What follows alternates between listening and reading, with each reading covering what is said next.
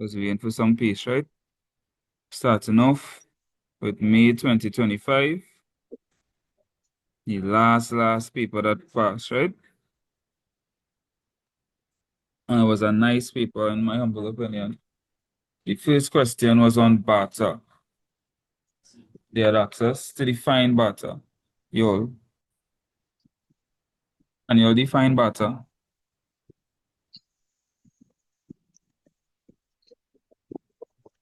So barter services without the use of money.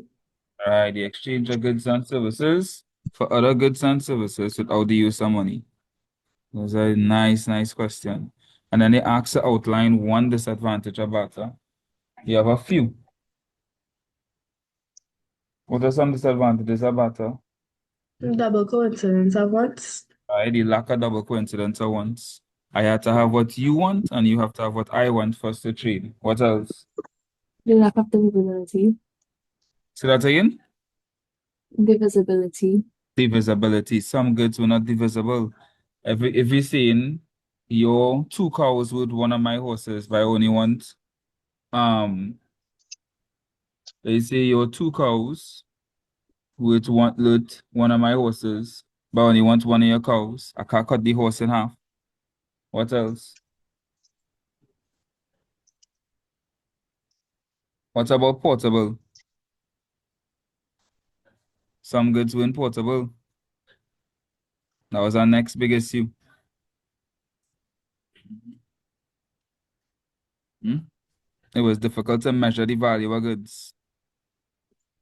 If I was to ask you all, if I was to ask somebody here how much their phone worth, I bet they'll use money. But remember, money didn't exist yet. So it was difficult for them to measure the value of goods and services. Right? Somebody said there was no exchange rate. That's exactly what we're talking about. Right? It was difficult to store wealth as well.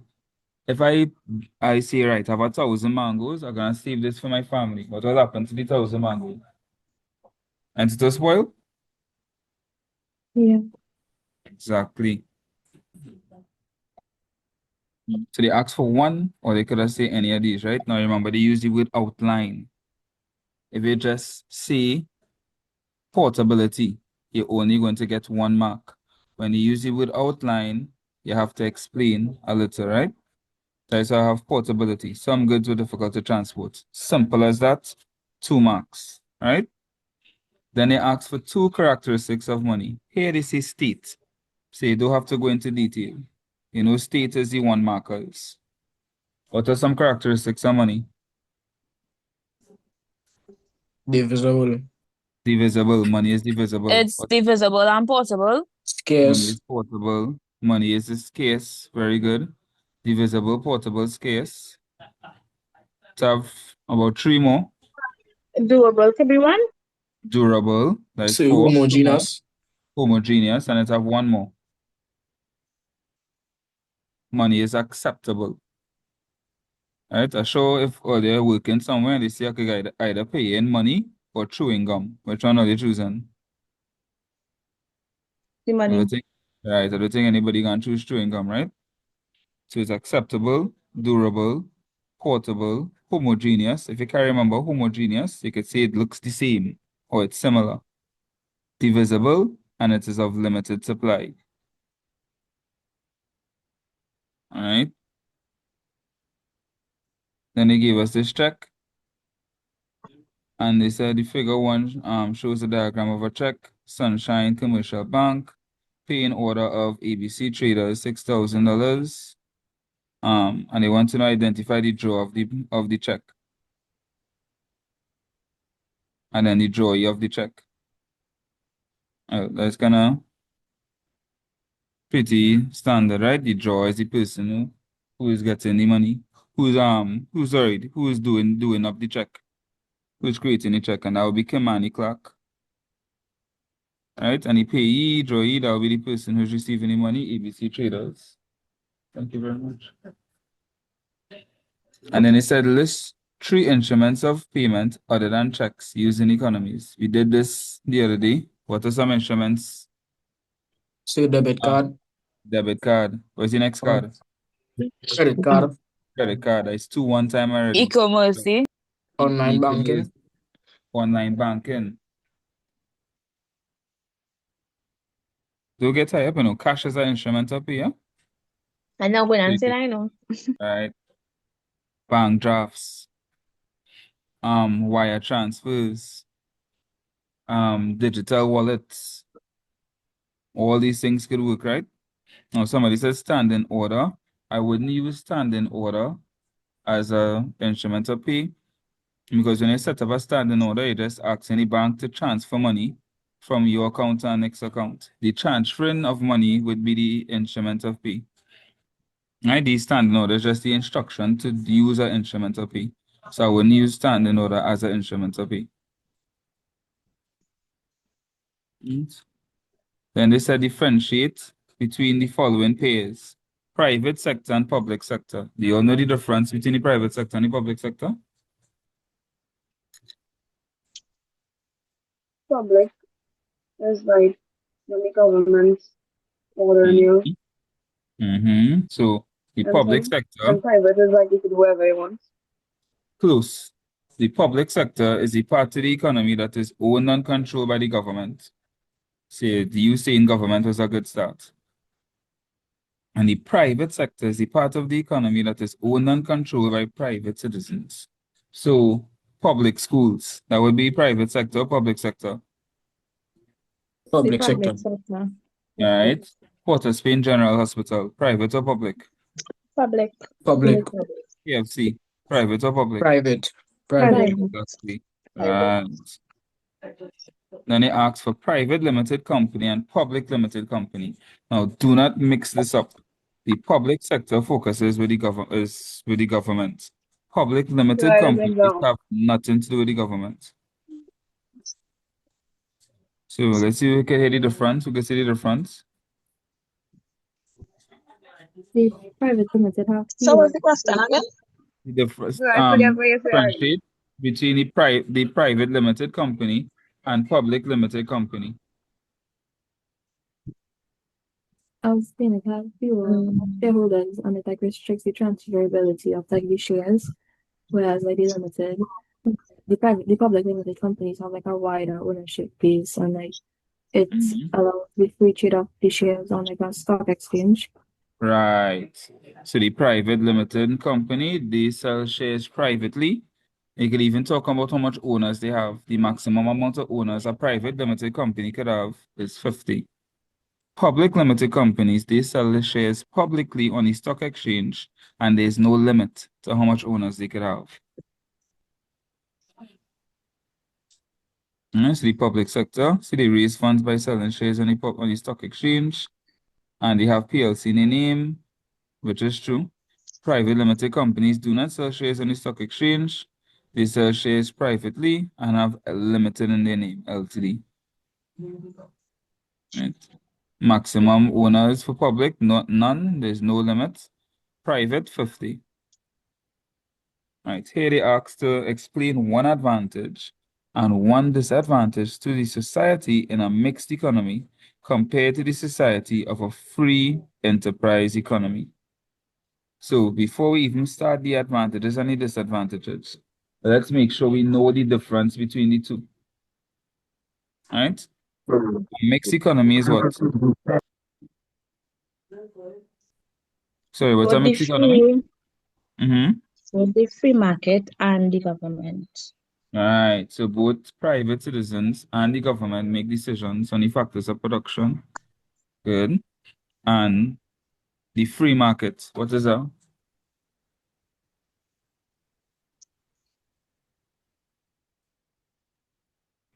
Did I when business owners make their own decision?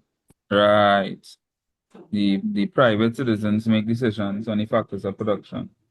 Very good. So let's just save a little time. Let's just go through the advantages I have here, right? So with the mixed economy, you get the best of both worlds, right? You get to operate in a free market, and at the same time, you'll get the support from the government. So, for example, public goods like infrastructure, like building the roads, the public hospitals and stuff like that. Private citizens would not want to do that because there's no profit in it. If I pay to pave the roads, everybody going to use it for free, right? So it might be difficult to Correct. get public goods in the free market economy. But in the mixed economy, you have the government giving support by providing these public goods for you. So you don't have to worry about that, right? So you're getting public goods. The government also provides consumer protection. So in the free market, you do have that. So there might have people who taking advantage of citizens and stuff like that. But in the mixed, you have the consumers have the support of the government who will provide consumer protection for them. All right? All right. When there's a recession under the free market, you have to fend for yourself. But with the mixed economy, there's the government there to intervene to try to reduce the effects of the recession. And then in the free market, there's an uneven distribution of wealth. You'll have a lot of rich people, a lot of middle class, and a lot of lower class people. And it will just have to stay like that. But with the mixed economy, you have the support from the government, and they could bring in policies and stuff to help reduce the inequalities in wealth. Right? So there's a lot of advantages with the mixed economy compared to the free market, but there's also disadvantages as well. When there's a mixed economy, there's always the potential for corruption, as we could see. Some of us live in a mixed economy for a few years, so we see corruption many times, right? Sometimes decisions made in the government are made to benefit certain sectors and certain people for personal gain, right? Government may put in controls which may reduce the freedom that citizens have in a free market economy, as opposed to the free market where it have no government intervention. Mm. And if the government is not doing a good job and they have ineffective regulations, they could end up harming the business. Say the magic again, 1 and 2. Yeah, trying. Mm. And that is it there. That is number 1 down. Let's see the second question. They ask for documents in operations of a business. And it's listed. You have to go into detail. And you can call literally any document. Bill of Look at some lading. documents. Say that again. Bill of lading. Bill of lading. What else? Memorandum of association. Memorandum of association. You could say Invoice. articles one time. Articles of association. Delivery note. Delivery note. An invoice. Invoice. Nobody see So receipt yet? purchase order. Purchase order. Quotation. Quotation. Purchase requisition. Consignment. Performer invoice. So Literally contracts could be one too. contracts here. It is a document. You can say employment contracts if you want to be specific. Insurance policies. Literally any 3 documents could work. And they said list, so you know it's 1 mark each. So there's no need for full sentences, right? Just list the answers. Mm. Then it said state 3 reasons why it is necessary to keep proper records in a business. Again, a state, say let's go straight to the point. There's 3 main reasons why I keep documents in a business. Anybody could think of any reasons? Proof of payment. Right, to prove that transactions happen or prove that certain things happen. You could prove ownership. You could prove that transactions took place. All those things is very important. What else?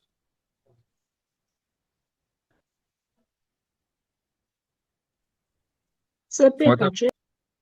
Paper trail. It's kind of like the same as proving the transaction took place. Okay. I also assist you in record keeping. And in some instances, it's a legal requirement.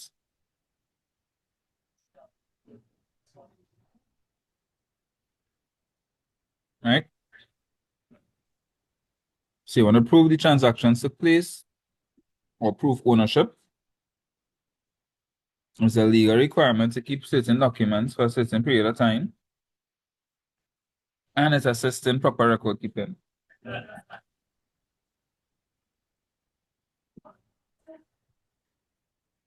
Then they ask, describe each of the following type of insurance policies. See, I'm telling you all, do not sleep on insurance. People that sleep on insurance is a topic. Just feel like that this thing will come.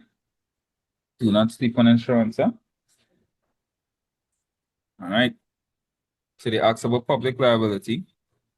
Public liability is financial protection against claims from the public. They see a customer get injured or something like that, and the business is liable. Instead of the business paying, the insurance company will pay on their behalf. Employer's liability is for the employees. So an employee get injured or something like that, and the company is liable. So instead of the company having to pay, the insurance company will pay on their behalf instead. So public liability, as the name said, is for members of the public, people outside the company. Employer's liability, that is for the employees. Okay.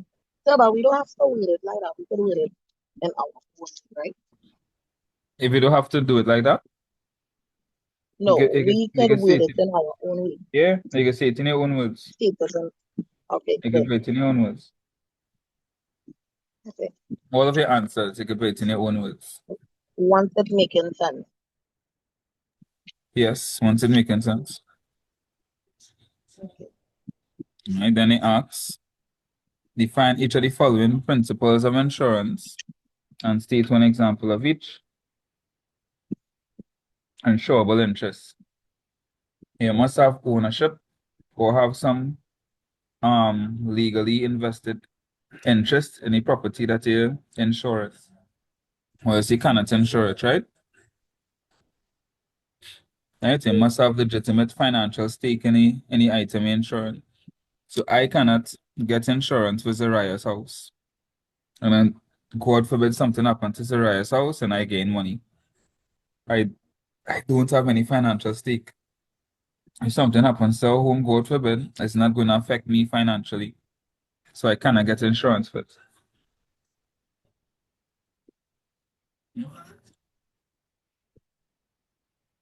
Mm. Indemnity. This is where insurance, the whole goal of insurance is to bring you back to the position you was in before the loss occurred. So my car was worth $60,000. Again, an accident. The accident caused the car to be worth 40,000 now. Insurance will pay me 20,000. No more, no less. Right? To bring me back to the financial position I was before the loss occurred.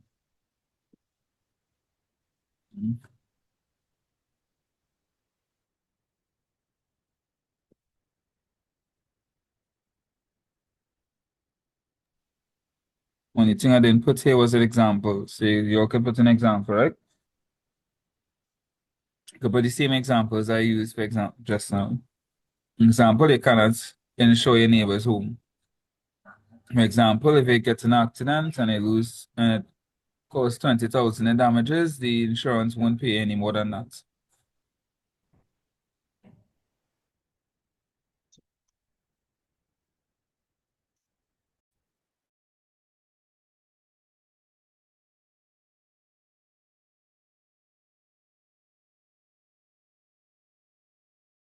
Boom. Now case study, 9 times out of 10, case study is gonna be contract question. Mr. Cole has a phone that he would like to sell to his 13-year-old neighbor Raul. You start bad. He approaches Raul, who's very excited about the phone, although the phone is expensive, as it is the latest in the series. Raul tells Mr. Cole that he could only deposit half the agreed price, and he would pay the balance at the end of the month, at which time Mr. Cole would deliver the phone to him. Raul's mother hears of the transaction and tells Raul he has recently received a phone, and he should not have agreed to purchase another one. She goes to Mr. Cole and asks to immediately return Raul's deposit. Mr. Cole bluntly refuses and insists that he had a contract with Raul and he would sue for breach of contract if he did not go through the agreement. Identify the principle of contract relevant in the case above. So what is the most relevant principle of contract or characteristic of contract that we need to discuss here? What you all think? So a What's the simple issue of contract. No, it is a simple contract. But what is the issue that we need to discuss to figure out if it is a Capacity. contract or not? Somebody said it. Capacity to contract. Capacity. Why? How old is Raul? 13, underage. 13. He's underage. So we have to discuss whether or not Raul has the capacity to enter a contract or not. So the answer would be capacity to contract. Then they said explain whether Mr. Cole is likely to succeed if he sues. Do you all think he would succeed? No. No, sir. No, sir. Right. Is saying no enough or we'll have to explain? Explain. have to explain. We'll have to explain, right? Why you think is no? Since they were not good enough and also Mhm. it wasn't a written contract. Exactly. He's 13 years old, so he's not old enough, which makes the contract voidable. The contract could only be upheld if his parent or his guardian decides to agree on the contract, and the parent or guardian did not. So despite there being consideration, because he paid money and he paid a down payment, despite there being offer and acceptance, because he does not have the capacity to contract in the first place, Mr. Cole is unlikely to be successful if he sues. And what he's suing for anyway? He or Raul money, not the other way around. They asking to get back the money. Right, so he would definitely lose. Taking advantage of the 13-year-old boy. Shame on him. Suggest the two actions the parties could take to peacefully settle the dispute without going to court. What do you think they could do? Return the money. Say that again? Return the money. They could negotiate and come to agreement. All right, so they can negotiate, maybe get a cheaper price, or just return the money and go separate ways. Look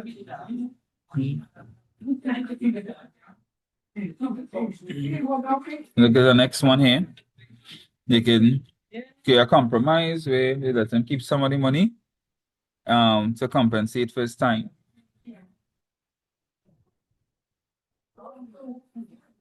And that's number 2 completed. Let's go to number 3. Businesses engage in public relation activities to boost their image. State 3 forms of public relation activities in which businesses engage. All right, let's see for a little time. I'll show you some of them, right? So you could use corporate social responsibility activities. There's when you're doing like charitable events and stuff. And when you do it, it will be covered in the news. So people will talk about it for you. You could have social media campaigns. You could do request media coverage yourself. You could sponsor certain events. You could use influencer marketing, where you get one of them social media influencers to talk about you on your behalf. Any of these could be done to boost the image.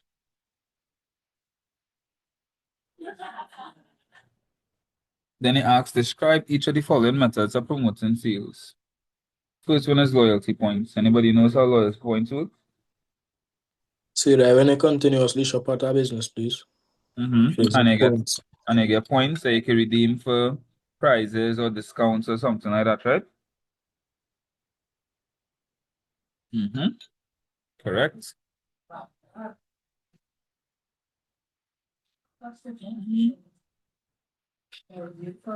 And if it's a system of customers will reward them points for purchases that can redeem for items such as discounts or free goods and services.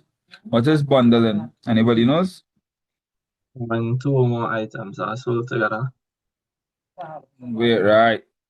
So they sell multiple items together at a slightly lower cost. Mm.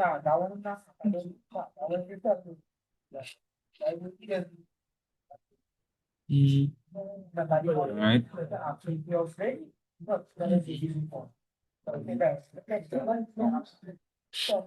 And it said describe each of the following marketing activities. Pricing. What is pricing?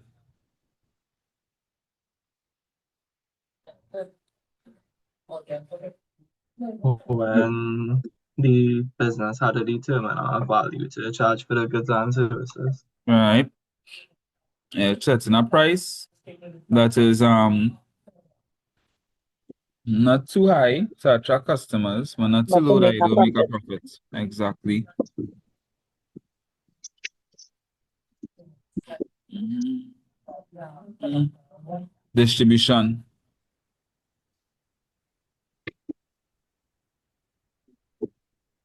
So giving out the right product to the right customer, Mhm. stuff like that. All right, so getting it all about getting the product to the customers or making the product available to customers. It could be through distribution, through delivery, sorry, through retail, however you want to do it.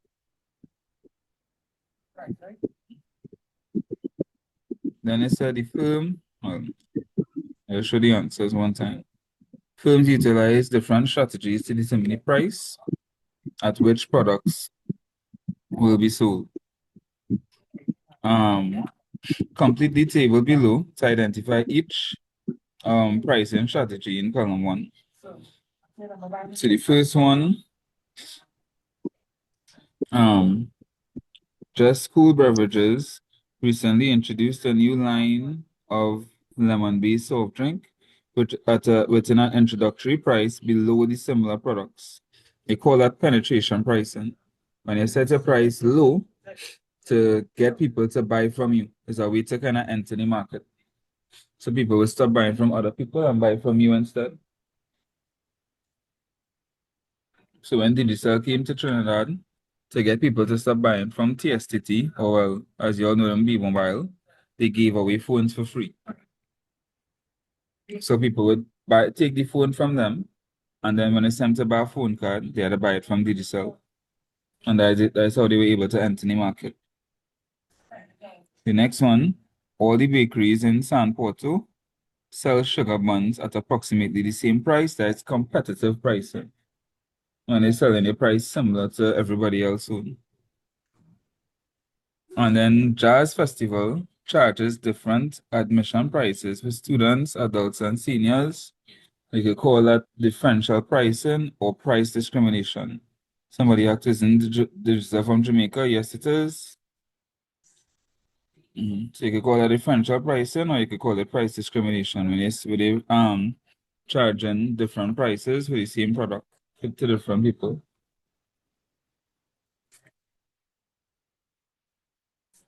And they give us an ad here, ask us to examine it, and then say name the type of advertising shown in figure 2.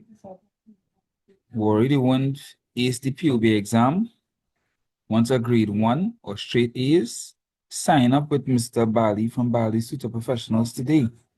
High qualified, 20 years experience, and not 20 yet, at 10 years.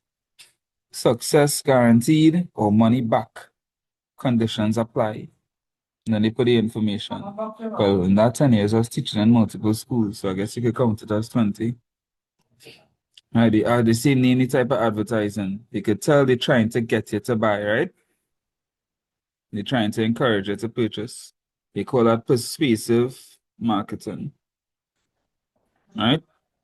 Now, some people would argue that this is informative marketing because they're giving you information about what they're selling, right? And I believe either one of them would have given it a mark, but the more correct one is persuasive marketing. Then they say state the main objective of this type of advertisement displayed in figure 1. If you choose persuasive advertising or persuasive marketing, the main goal is to get you to buy. If it's informative, the main goal is to give you information. Identify one group being targeted by the advertisement. Who you think being targeted? Students or people who are interested in doing the subject. Right. All right. I say POB students and their parents, right? But even though the parents are being targeted because they're the ones who paying, but the wording is directly towards students. Worried you won't see your POB exam, not worried the kids won't see your POB exams. Worried you won't see your POB exams, want to guarantee a grade 1, so they're talking directly to students.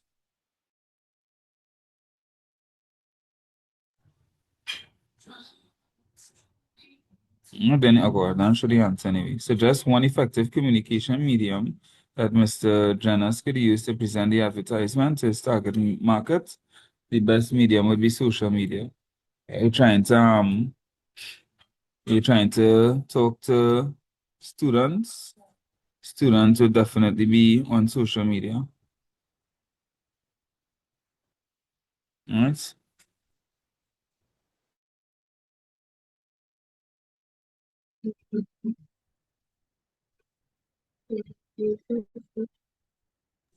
Now they ask, outline one reason for the communications medium suggested. Well, social media, because both parents and students use social media often, so it'll be easy to get them to see it. And that is number 3 done. You're on number 4 now. Outline 2 roles of transportation and the marketing of goods. There's quite a few. For one, this is part of distribution. It makes the goods more readily available for the customers. It also allows you to sell to a larger audience.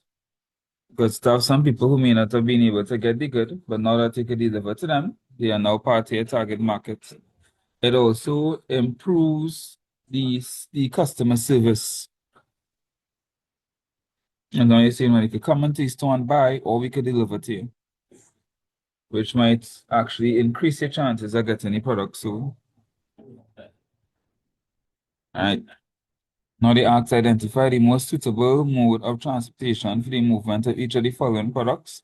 They love to ask questions like this when it comes to logistics and supply chain. If you all didn't notice, for those who've been doing past papers with me for a while, and we get a few questions like this.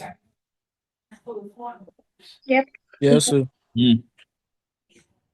And so they asking, what's the best way to transport vaccines from Canada to Grenada? What you all think? Okay. By air? The vaccines kind of important. You want to get them here as fast as possible. So by air. What about lumber from By sea. a parish in St. Joseph to Paris in St. George, both in the same country? By road. Well, By road, so you could use a truck or something like that. So if you put truck, you'll get a correct. Statistics on CXC results from Barbados to St. Lucia. How will you transport that? by online. Right, I Well, want to send a little email. yeah. Somebody say next one gonna be pipeline. One of them is almost always pipeline. You see? True. Crude oil from Trinidad Tobago, marine transport or pipeline. Yeah. One is always bring a pipeline one. It's really true. And they say state two problems that may be encountered in distribution of mangoes from the Caribbean to the United States of America. What could happen to the mangoes? They spoil it, of If course. it's They spoiled, could spoil it, be or damaged, they could get unlucky and I could be the one transporting it and they could get eaten. and it could be it all, yeah. Exactly. And those are the mangoes lapsing. It could get spoiled, it could get damaged, it could get stolen, it could get delayed, it could get delivered to the wrong place. Transporter eating them, this is a joke on the Sunday driver, then it's like, wow, I really put that. Oh yeah, but it's true, I guess. Other than the use of global positioning systems, GPS, outline two measures the firms could take to reduce some of the problems encountered in the distribution of goods globally. All right, so blockchain technology, you could use refrigerated transport to reduce the chances of the goods spoiling. You can have insurance. So if anything get damaged, at least you get back your money and you can transport again.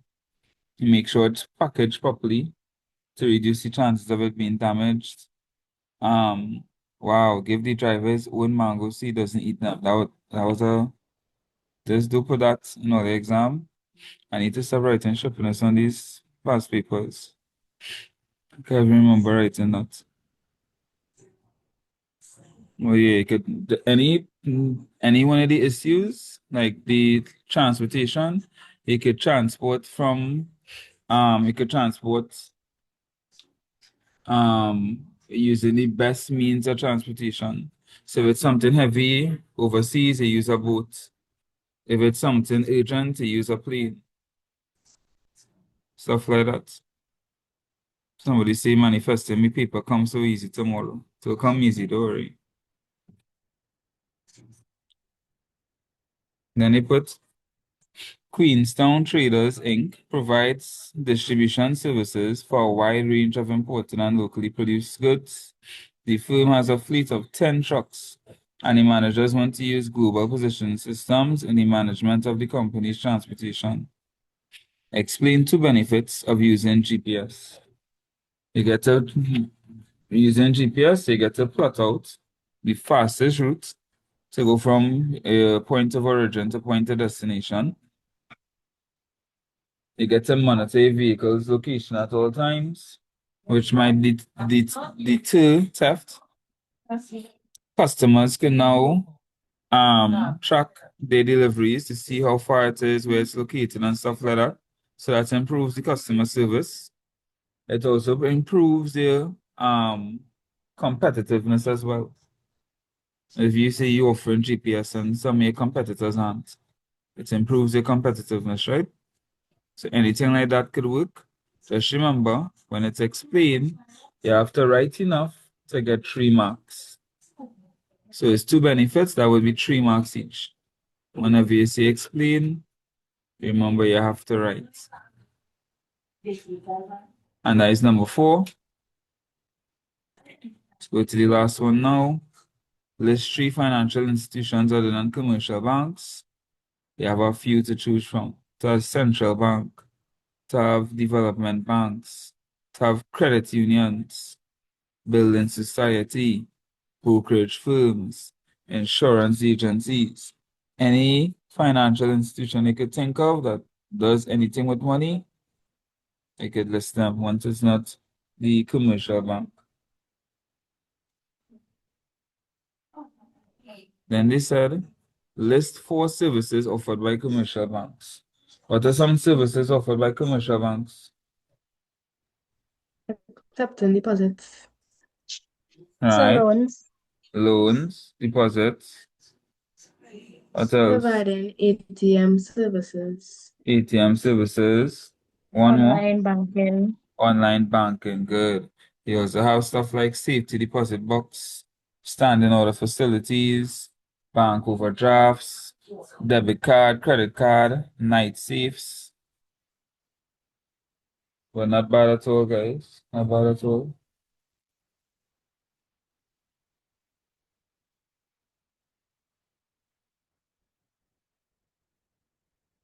Then they say outline the difference between savings and investments.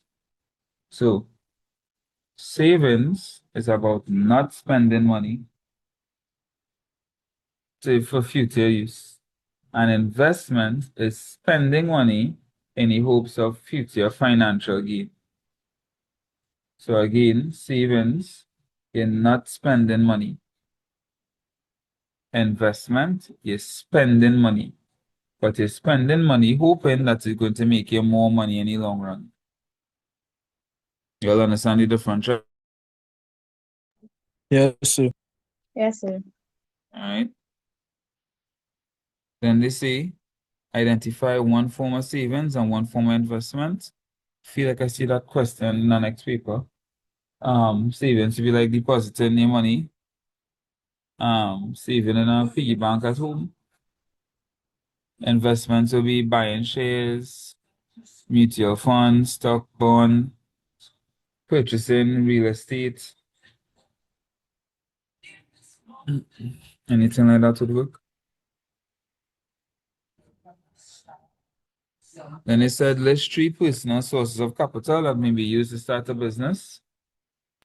Savings. Gift from friends, Gifts from friends and family. So a grant could work. I'll take it. And you could take a loan. Then it said the bank's family is struggling financially. A close family friend advises the family to consider preparing a personal budget. Explain 2 benefits that the bank's family could gain from preparing a personal budget. so it can Saving. help them to save, It can help you to save. Very good. One more.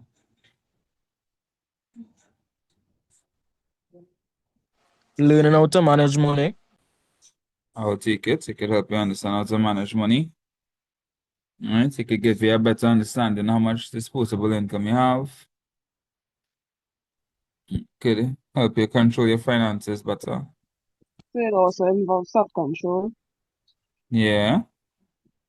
Remember, all of those, you have to make sure and put in the explanation. I now seen is the explain. Yeah. exactly. Exactly. All of them, make sure and write enough that you get in 3 marks each.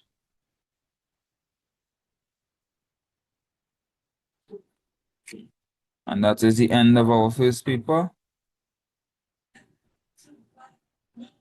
That's 1 down. Let's go straight into the second paper.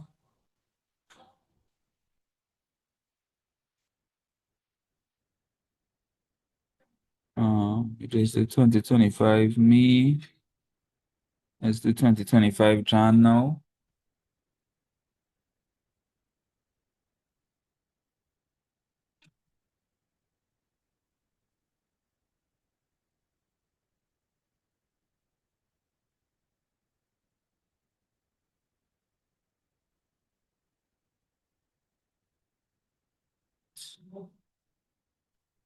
Starting from number 1. I remember this one.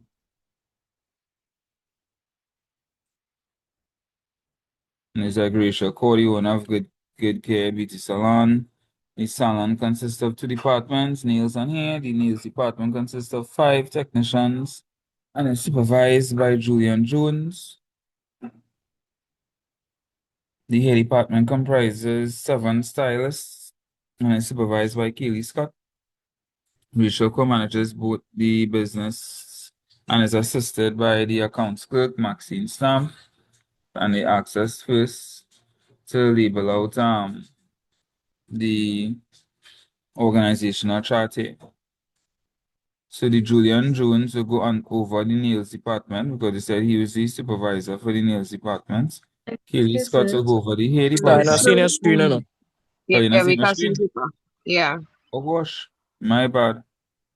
1 second.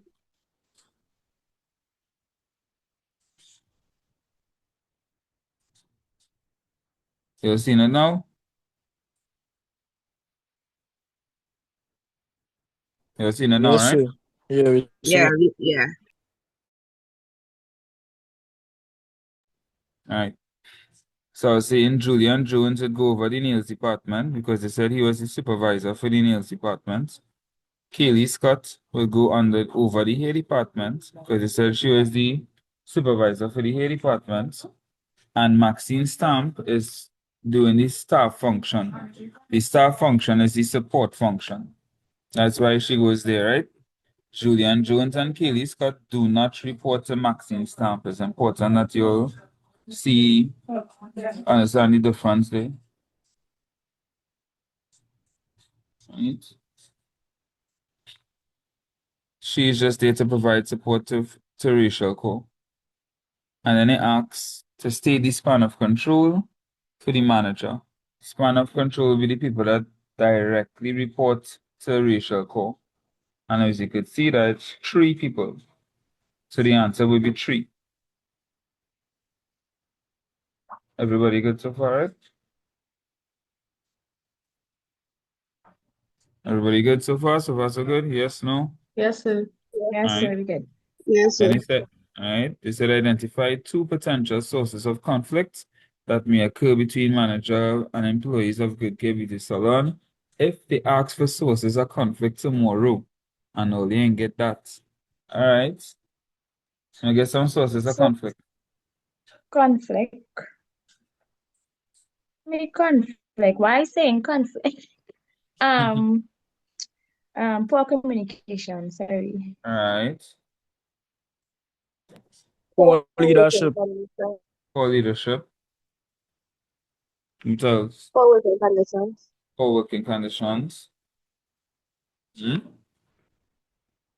Late pay. Not paying the enough. Unfair Inadequate treatment. pay. Unfair treatment or discrimination. And now we Punctuality gotta and get this tomorrow if we regularity. come. We Say that gotta get again? this. I Yeah, just say yeah, we I get gotta it. get it tomorrow. Yeah, If if we we come, come if we to the come. road, I'll be very happy. Then he asks for how to explain the strategies for conflict resolution. I think you're supposed to know So I mediation have and a question. arbitration. Sure. So the paper from January and the paper in May or June, it does be different? Yeah. Okay. Look, this is we just did the May, June 2025, and this is January 2025. So you see, it's sort of different. Okay, All sir. right. Yeah. All right. So, but we're supposed to know what mediation is and arbitration. Mediation, you get a third party to intervene, listen to both sides, and help them make a decision. And arbitration is when you get an arbitrator to come and do the same thing, except they make a decision that is legally binding and they must listen to it.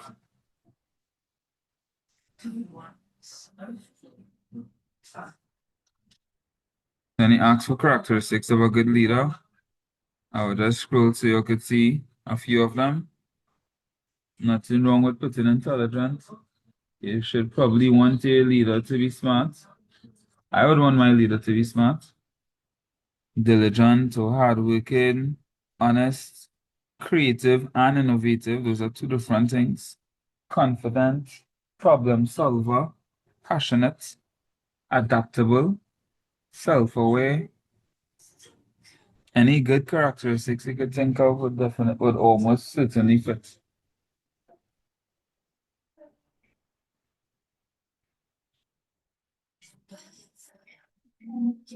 Continue.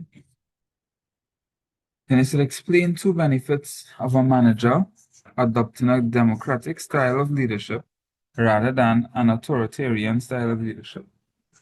Firstly, who could tell me the difference between democratic leadership and authoritarian leadership? So the Democratic Democratic that leadership. does listen to the people and authoritarian that just do whatever they want. They just lead by themselves. More or less, yeah. So democratic. Somebody else was going to answer to me. Hey, what you was going to say? Democratic is when you're taking feedback from employees, Mm-hmm. and autocratic is when the leader makes all the decisions on their own without any feedback. Right. Both answers are great. So yes, democratic, you listen to your subordinates' opinions before you make your decisions. Autocratic, he'll make a decision without any consultation. All right. So what are some advantages of listening to our subordinates' opinions? So you get different opinions and you can make the best decision. All right. So you You get could to hear also new ideas and stuff. build a relationship between the workers and you. All right. Those are two good answers. All right. So we could get more creative and innovative ideas that they might have missed out under the authoritarian style, and you have better communication.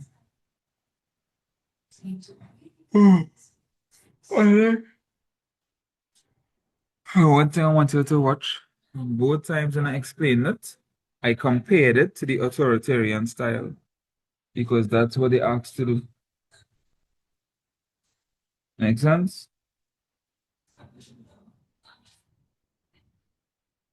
You're seeing it, right?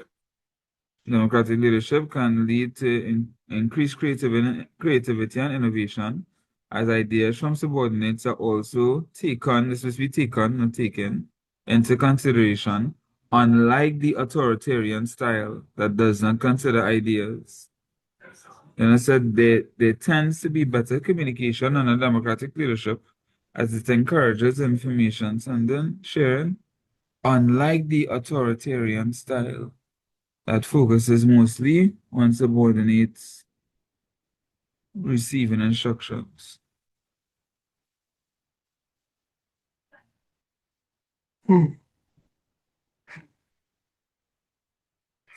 Right? Nice, number one. Number two, it's easy. Whenever you're defining an entrepreneur, please talk about the risk. So it's the person who takes all of the risk involved in starting a business. Please always indicate risk.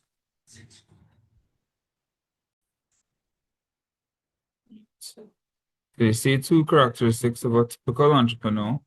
Some of the characteristics of the leader could roll over to the entrepreneur, but there's others as well. Risk taker, obviously, passionate, diligent, hardworking, ambitious, innovative, creative. All of those could work.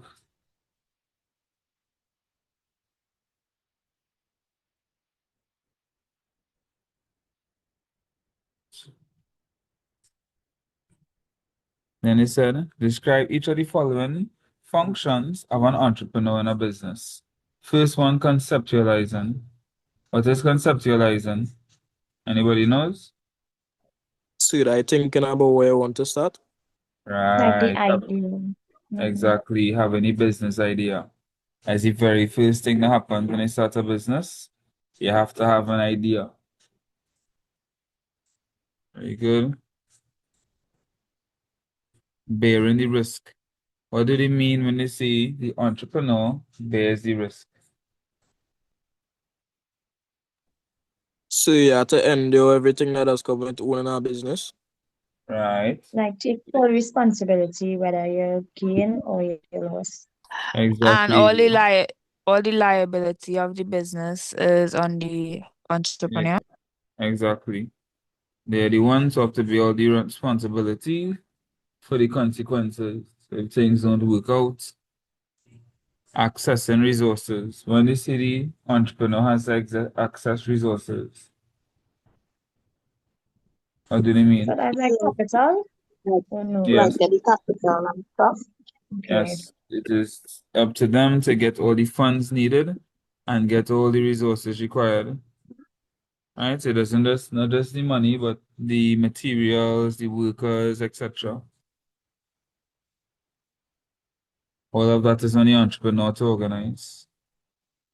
Then they say outline two rules of entrepreneurship and the development of Caribbean economies. To provide goods and services, Say that and again. They jobs. provide goods and services. Very good. So to provide Yeah, employment. employment and to pay tax. Mm-hmm. Mm-hmm. Very good. All three. All right. So they provide goods and services. I mean, that have been previously accessible to the citizens. They also provide a source of income for citizens through employment. They also generate tax for the government, which means the government can now provide more public goods or provide more economic support. Very good. Karim wants to open a restaurant to sell fried chicken in the capital city of Sanlio. Explain to Karim. Explain how Karim, could comply with two government regulations or policies for the protection of the environment and or public health when establishing and operating a business. So he can dispose of his waste properly. Right? He could comply with the rules and the policies and guidelines around the proper disposal of waste, and this could help protect the environment. Or food safety. The restaurant should be up to code in accordance to the food safety regulations to ensure that the food sold is safe for customers to consume. So this would protect public health. So if you put food badge, that go on food safety.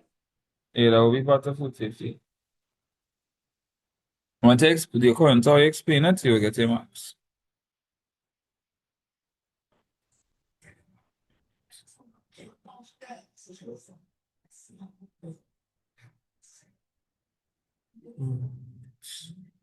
That's number 2 already, boy. Number 3, state 3 characteristics of cottage industries: small in size, family labor, home-based business, use of local raw materials. Anybody could think of any more? Labor intensive. Labor intensive. That's what we're talking about. Good job. They use simple machinery as well. Then they said list 3 types of goods or services that are often produced within cottage industries. So Cottage industry. beverage, Right, so food and beverage, clothing, clothing, Clothing. one And more. handcraft. It's handcraft, Yeah. right? Say that again. Like the handcraft, like some people just make like the bead chains. I don't know what it is really call So it, right? you could say jewelry, you could say pottery, Jewelry, you okay. could say Yeah. crafts. All of those could work. So handcrafts is talking about, right? Yes, sir. And like for that, right, you have to put like the examples, like how you put the jam and the No, punching no. cream. Like, you Let's have to put list. examples or No, you just don't. It's just list. So you just have to put okay. them. Okay. Yeah. I was just putting extra information to make life easier for students when they're revising.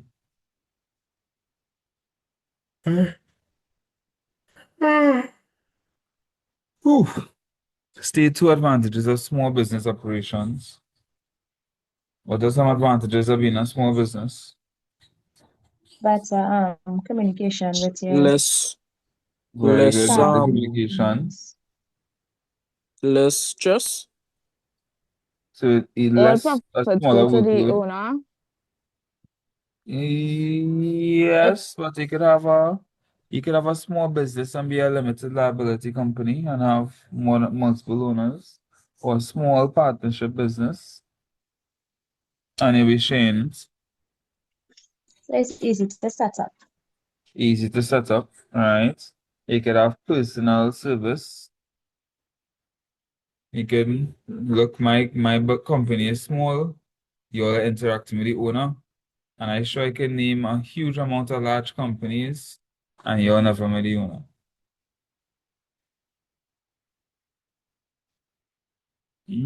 So it's a better customer relationships, easier communication, flexible, easier to manage, less taxes to pay, and so forth.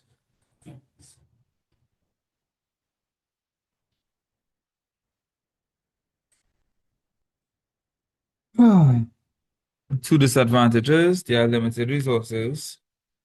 It's difficult for them to compete with the larger companies.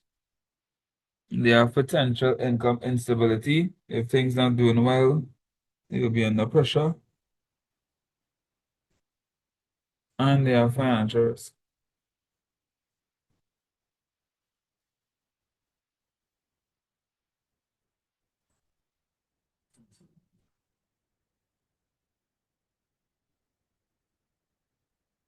See,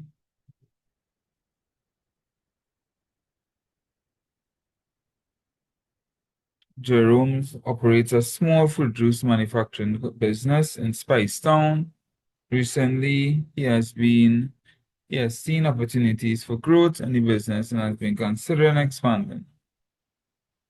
How we could grow internally, it could be more buying more equipment. It could be hiring more workers, could be buying more raw material, anything like that could work.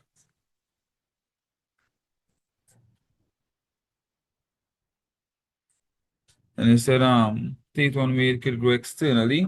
External growth is through a third party. So you could buy a next company, or you can merge the next company, or you could team up with the next company.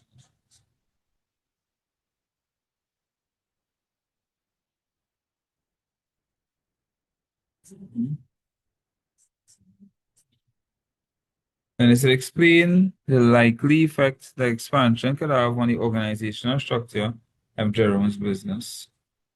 They expand.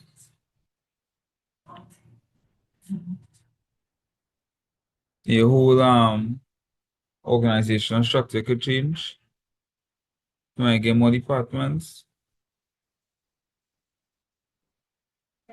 Might hire more workers.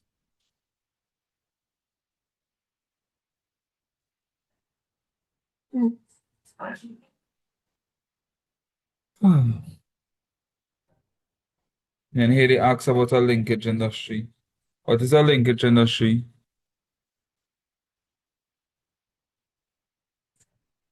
So is when two industries come together and something I can't really remember it now, but it's when they come It's together when and make two profit also. industries.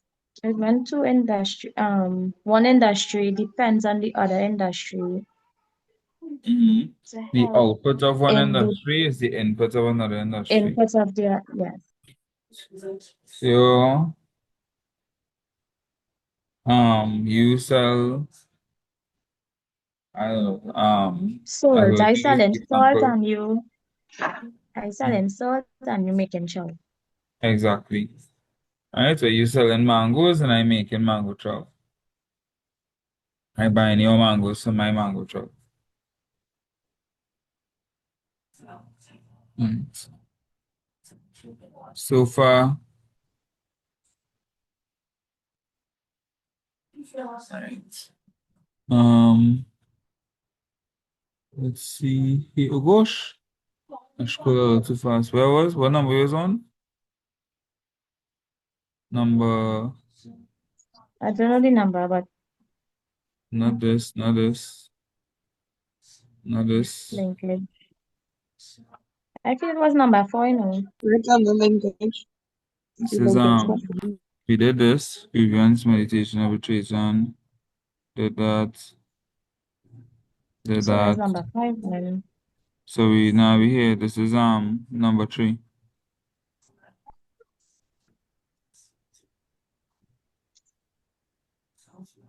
Yeah. Let's look at this. 3 functions of small businesses in rural communities. Provide goods and services. They create employment, sources of income. They contribute to the economy, to the GDP. They can improve the infrastructure, and they pay taxes. See government, which the government could use to. Right. Um,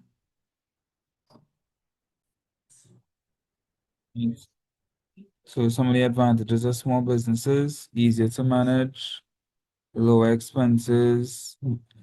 You get to give personal service, better communication. Disadvantages: um, you have less money to get.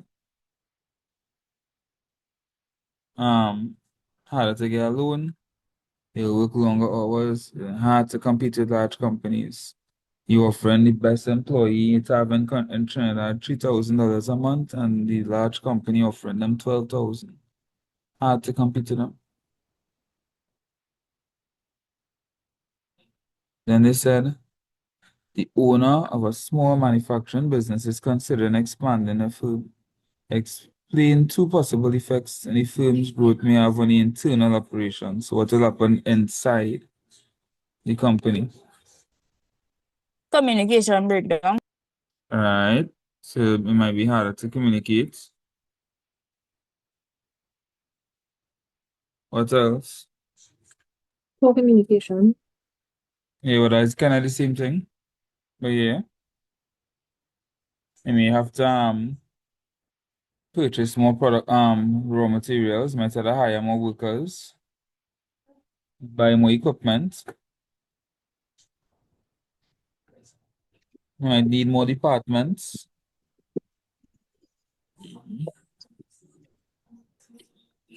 Anything like that could work. Just make sure and explain. Please, I'm begging all you, those who write in the exam tomorrow, when they use the word explain, write enough to get 3 marks. Please, please, I beg of thee. That's the end of that question. Number 4, define each of the following forms of technology used in a business. First one is e-commerce. What is e-commerce? Doing business online, All right, the buying and selling of goods the buying online. and selling of goods. Now, doing business online is correct. Doing business is buying and selling. But actually, no. Say buying and selling of goods online because there's also e-business. E-business is when you're doing all business activities electronically, which is beyond just buying and selling. So be specific. Say buying and selling of goods and services online. Then he asks, what is GPS?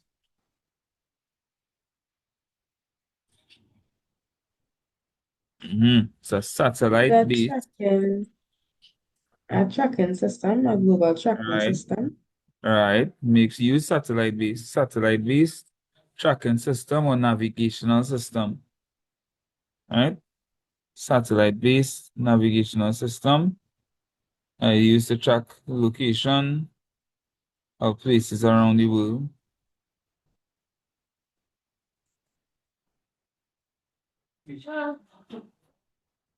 Then they say outline 4 activities involved in supply chain operations.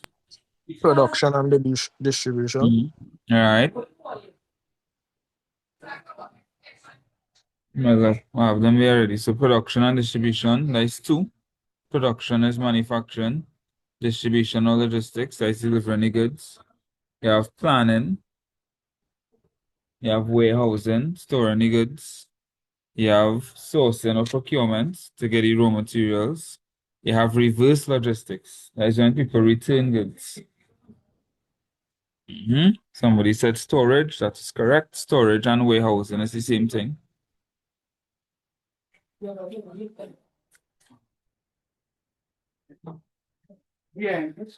When you say outline 3 advantages of supply chain operations to a firm. It's to save time, I'll show you.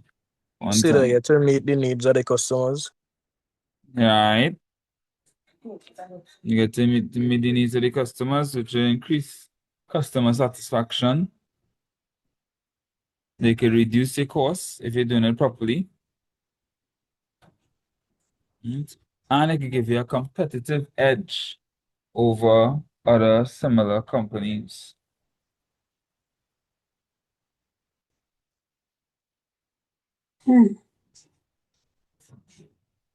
So you're real tired.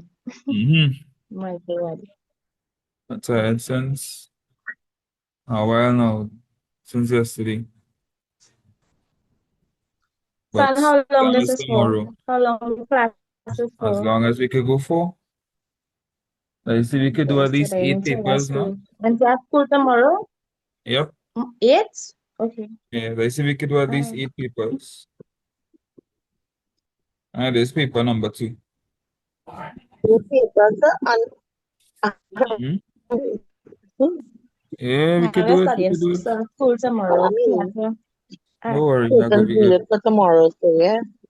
That'll be good. The exam is tomorrow, so you do the 8. And what I do in a recording, so when you finish, I'll upload this on YouTube too.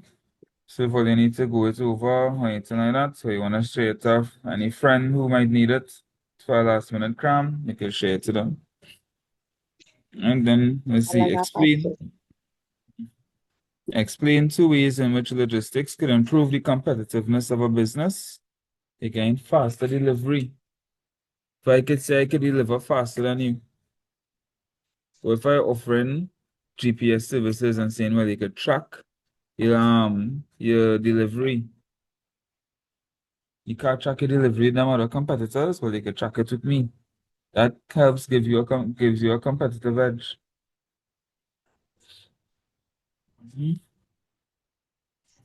Let's remember to explain. Let's see how I write it. Faster delivery time, effective logistics with fast delivery time can improve competitiveness of a business, especially if they can deliver faster than their competitors. I am writing. I am making sure I'm right.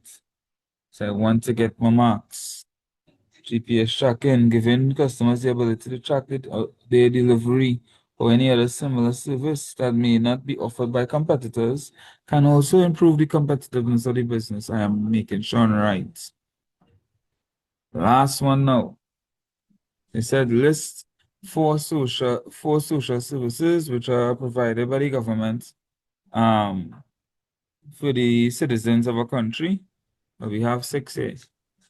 Healthcare, education, welfare grants, housing, disaster relief.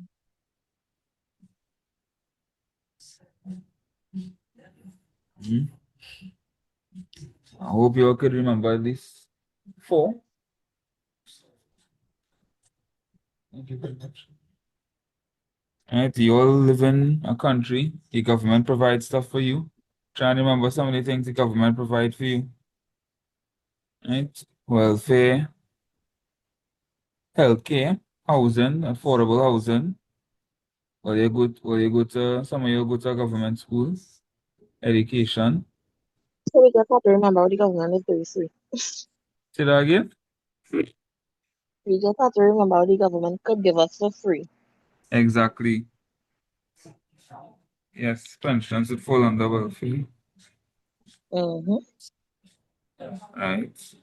Yeah, the government will do more than just charge us for road violations.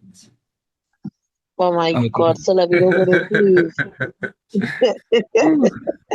See, a man get Oh my 19,000. God. Anyway, That's crazy. let me, let me not get sidetracked. Outline two responsibilities of the government to citizens. Number one, to protect the citizens, to provide law and order, to charge them for not having proper tires, to provide public goods and services, to uphold rights and freedom. Don't put that tires one, huh? To promote employment. Right? Anything like that could work. Healthcare and welfare, now it's two different things technically. Education, yes. Describe three ways in which the government may assist in the development of the local business sector. So what we could do is look at what the government did with Netco. Netco provides loans at low interest Small for small businesses. businesses, and they even give grants in some instances. Just last year or year before, they gave out a certain amount of $20,000 grants to first-time business owners. You just had to show, hey, I now start a business. Boom, Celebrate the pull out festival, we say the 20,000. loan it. Say that again? Say I that again? celebrate the say the give on, I say the loan it. No, they gave out grants, they gave money. They say, hey, this is yours. Use it in your business. You Okay. just, yeah, With just make sure no you can no show they're cash back. using it in your business. Nope. That is Okay. to help promote businesses. They Let offered me figure another grants. one. But okay. Last year, it had, I think it was 100 people. I could be wrong with the number, but they got like $100,000 grants for agricultural businesses. Okay, that was good. Mm-hmm. Somebody asked about decreasing the price on products. Yes, that's called oh gosh, why is my mind going blank? Why is my mind going blank? What do you That call is it to say when the happen. why you going on with me, boy? This- Human. and Human I being. talked about it just yesterday.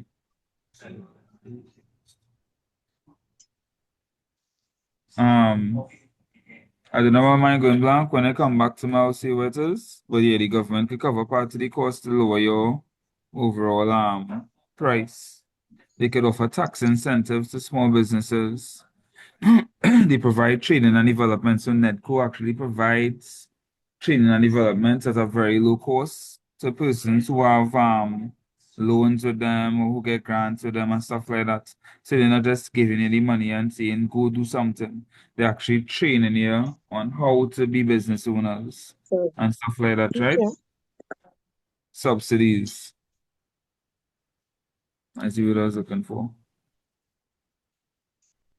Subsidy. All right, somebody said tax reduction, but that would be the tax incentives. Education could be considered one of the great growth industries of developing economies. You're welcome, guys. Explain two ways in which education could contribute to the economic growth in Caribbean region. So it makes the workforce more efficient because they'll be better educated, better trained and stuff like that. And people with the education may now be more creative and innovative. So they may open businesses. And starting businesses is one of the most effective ways of contributing to economic growth. Because when you start a business, you're not only earning more income, but you're also promoting employment because they may need to hire people. And now they have more income. And on top of that, you're providing a new good or service that wasn't being provided before. And then on top of that, you're going to be paying taxes, and the employee is going to be paying taxes, and the goods you're selling going to have VAT, and all that money going to the government, and the government going to use that to provide public goods. So entrepreneurship is one of the best ways to contribute to economic growth. And that's the end of paper 2. So that is 2 down. 6 more to go. Let us do a third paper now, and then I'll give you all a 10-minute break. So we just did May 2025 and Jan 2025, and we are going to look at So Jan. I don't think that was January 2025. I think it was 2021 we was doing because when it scrolled down, I think it get mixed up a little bit. I probably click the wrong thing. Yeah, I feel so. You see? I'm checking. Nah, it was Jan 2025. It says Jan 2025 at the top of the paper. All right. Okay. Right, so let's look at Jan 2024 now. Right.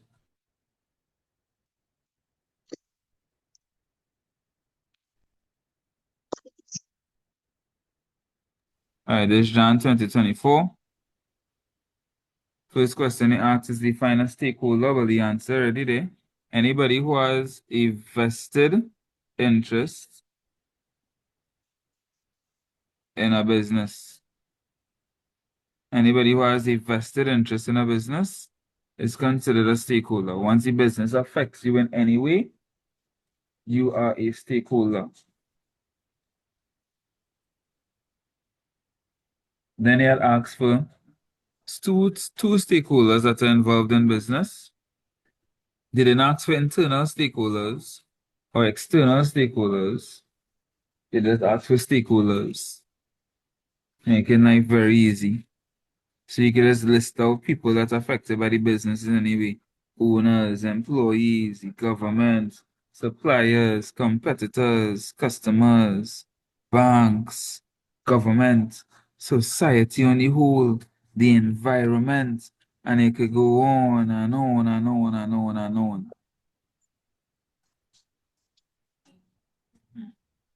Then it said outline one role of each stakeholder identified in A1. And that's pretty simple as well. Owners, they provide everything that the business needs. Employees, they do their jobs. Suppliers, they provide Technically, raw materials to the people company. Competitors, they give competition. Customers, what do customers do? buy, Buy Buy purchase, goods the goods and and services, services. right? Mhm. Banks, they give loans or give you a place to deposit. Governments, they provide policies that they must adhere to, and they take payments via taxes. Anything like that could work. mhm, See, not too bad, right? No, sir.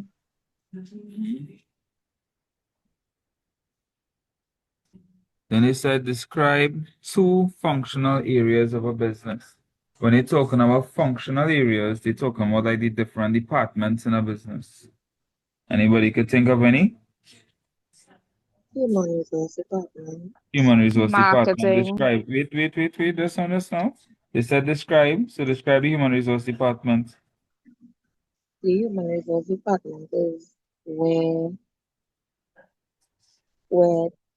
they hire and fire persons, All right. So and they focus on the employees.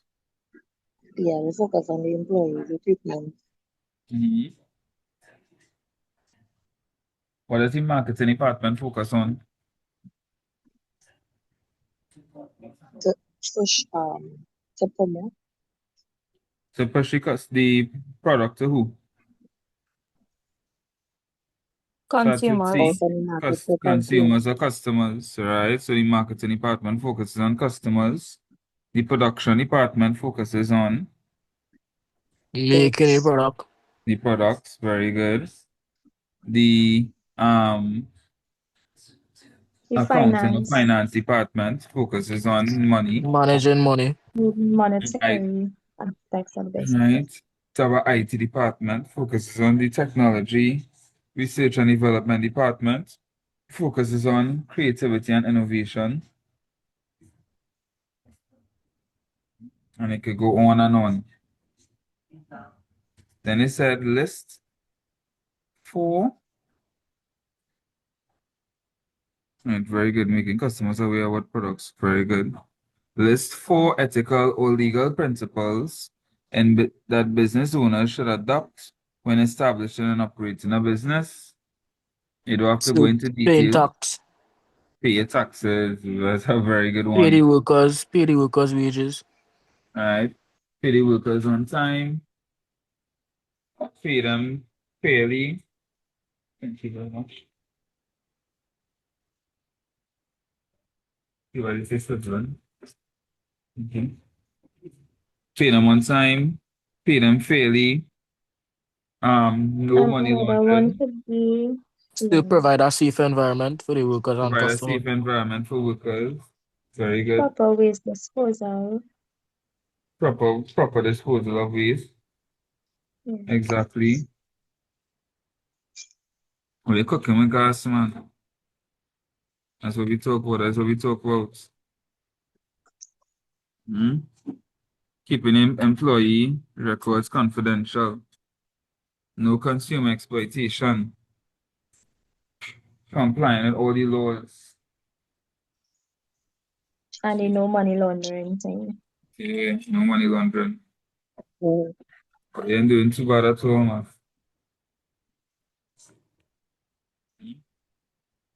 Explain the likely consequences of failing to comply with two ethical issues.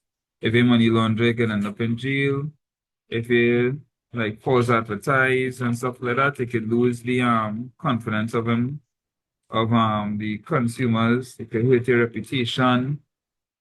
Same thing with improper disposal of waste. It could get fined or it could hurt your reputation. So they could get sued if they false advertise. Yeah. They're breaking up. It it could yeah, it could get Sandra, sued I if said it me was or you, but they're advertised. breaking up. Sorry about that. Can you So hear if me they don't now? pay the workers, if they don't pay the workers, yes, sir. Mhm. If they They don't could pay get the workers, they could get Yes, taken sir. to court. right, they could get taken to court. They could also hurt their reputation as well. Almost all of these things to hurt their reputation. All right, but not bad at all so far. See, high employee turnover as well. People will be leaving any job often. False advertising, lawsuits, hurt their reputation. True, sir. Was that false advertising? Yeah, according to how bad it is, yeah.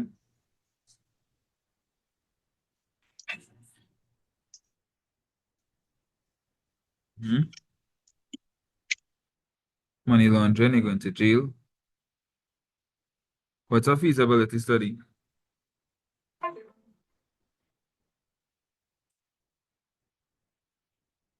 Second. You hear me? So you're breaking up in Sir, you talking? serious. Breaking up. So you're going and coming. You Now hear me we now? are All here. right. Yeah, and you're clear now. What's a Yes, sir. feasibility study?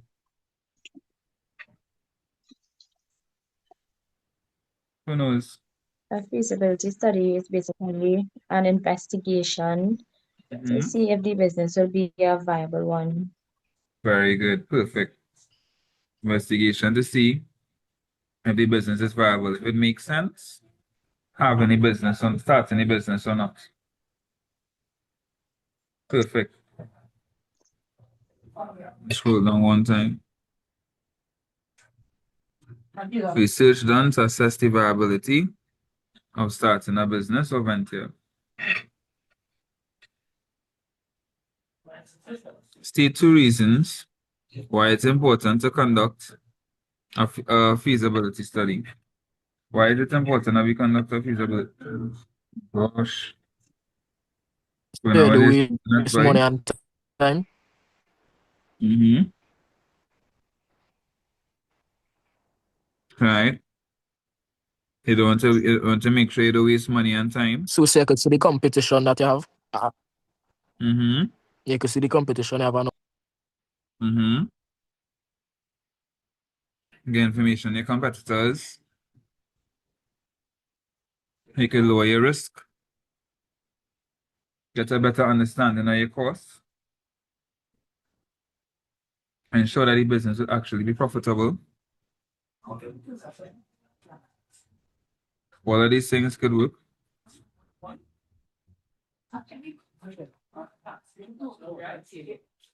Identify one primary source and two secondary sources of information used in conducting business research. You remember the difference between primary and secondary sources? Yes, sir. Yes, sir. Anybody could explain that? I mean, Primary primary sources, source, Like first no hand data. information. first-hand information, Mm-hmm. and secondary will be second-hand information, like in books, Mm-hmm. computers. Very good. Secondary information is information somebody else collected and you just And you get it. gain it from them. Yeah, Exactly. yeah. So give me a source of primary. I'll give you a hint. A Survey, source of primary could surveys. be interview. Mm-hmm. Very good. Let me get 1 second. Let me get secondary. So TV shows, YouTube, Yeah. Google, Mm-hmm. Books. A book. Mm-hmm. Research papers. Mm-hmm. All of this good. Somebody asked if a feasibility study, if you could put when you gather information on a business to see if it will make sense. Just say to see if it will make sense starting it. And yes, if newspapers could work as secondary, yes, it can for sure.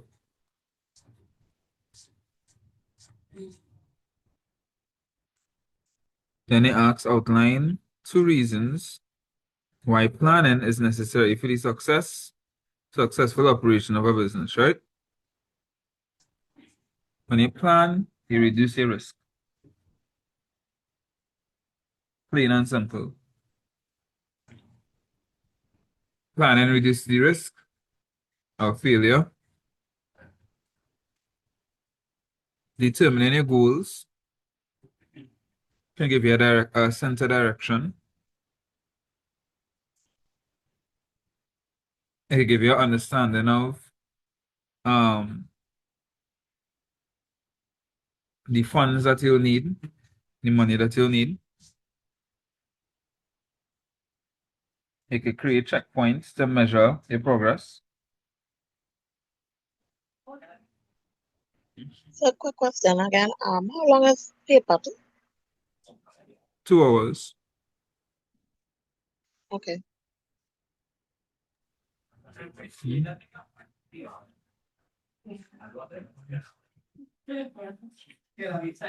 And it said state 3 measures or laws put in place by Caribbean governments for the protection of consumers. So they have the ombudsman, which is there to help with disputes. If a consumer has a complaint,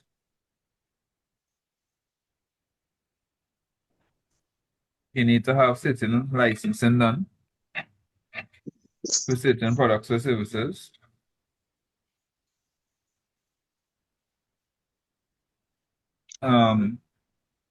Your products need to be properly labeled so consumers could see exactly what's in the products. That's for their protection as well. There's the consumer affairs to check the to check the quality of goods and services that are being sold. Again, all of this is to protect consumers.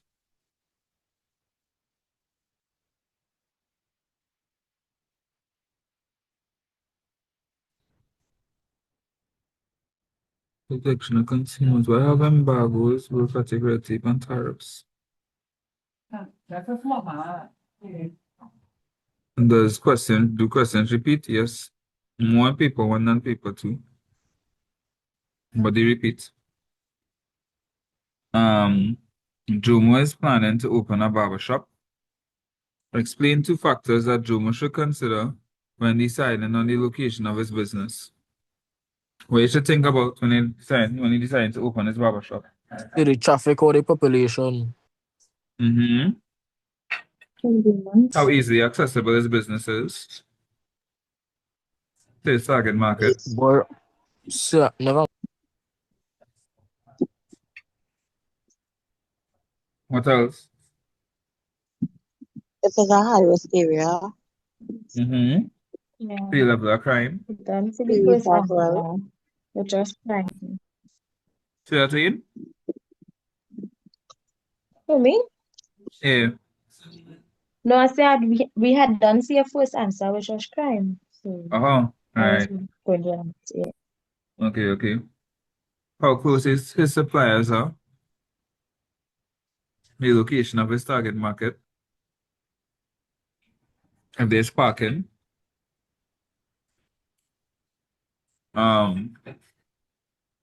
If there's proper um electricity and water, etc.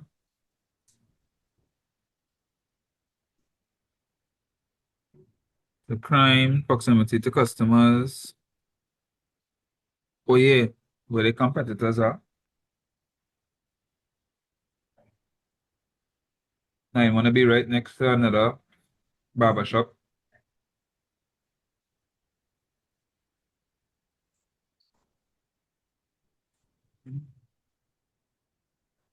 Proper infrastructure, say roads, lighting, parking, water.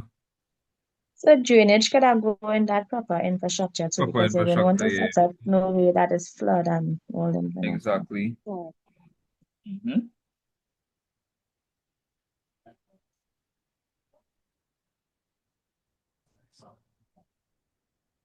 And you say list 4 functions of consumer organization to already scroll. Protect consumers, educate them about their rights and responsibilities, because they may not even know their rights being violated, because they don't know what their rights are. Make sure they have regulations about the quality of goods and services. To ensure they are being treated fairly. Ensure they're being treated fairly. Deal with any consumer complaints.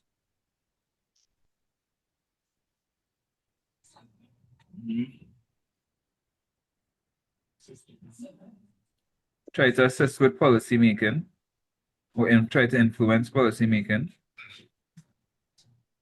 as it pertains to consumer and consumer protection. And submitting claims to consumer courts. Easiest ones to remember: educating about rights and responsibilities, handling consumer disputes, checking the quality of goods and services, and protecting consumers.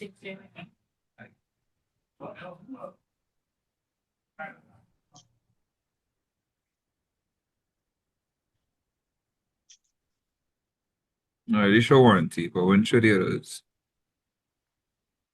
Describe each of the following forms of customer service: a warranty. There's where the manufacturer promises to repair or replace a product within a certain time period, as if it becomes defective.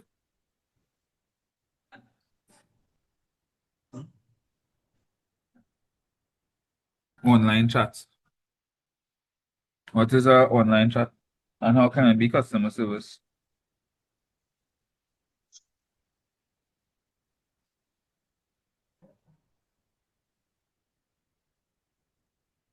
You all don't know what an Online online chat. chat is? Or you're online Yeah, right now? We chatted. it can help Chat customers maybe like an email or So faster something. at a that one you quicker just get pace. immediate feedback. Yeah, All and it right. could be faster. You could get 24/7 assistance. Somebody asked if we do a proper definition, but to put an example, you at least get 1 mark, possibly. All right, so we customers could get assistance through online instant messaging platform. After sales service. When they say after sales service, what are they talking about? So they like checking up on the customers after they buy something to make sure Mm-hmm. that it working good and thing. Mm-hmm. Follow-up support. Resources provided to customers after the purchase is made.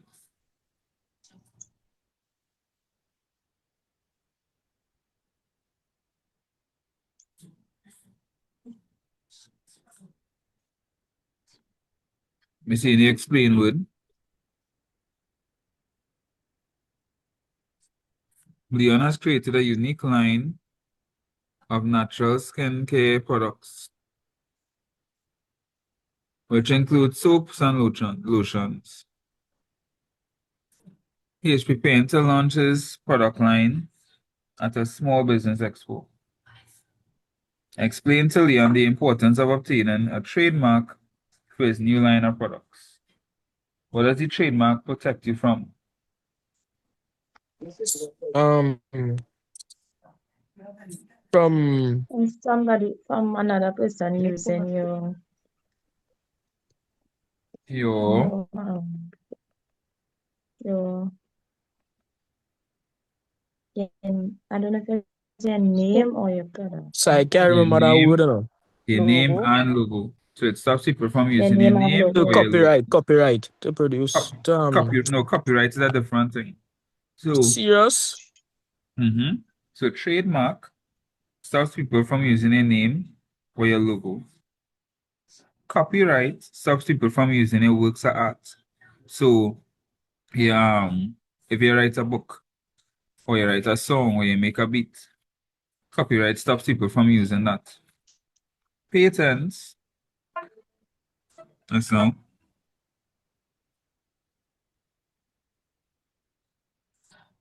All right, so you hear me, right? Yes, sir. You hear me? Right. Patents stop people from using your your Your formulas. art and No, patents stop people from using your formulas. Art will be copyright. So if I have like the Coca-Cola formula, for example, even if I get the formula, I can't sell it because the Coca-Cola have the patent for it.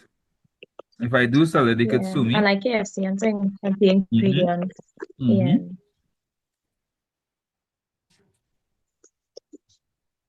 Or if I invent something, I get the patent for it to stop people from using the same thing I invented.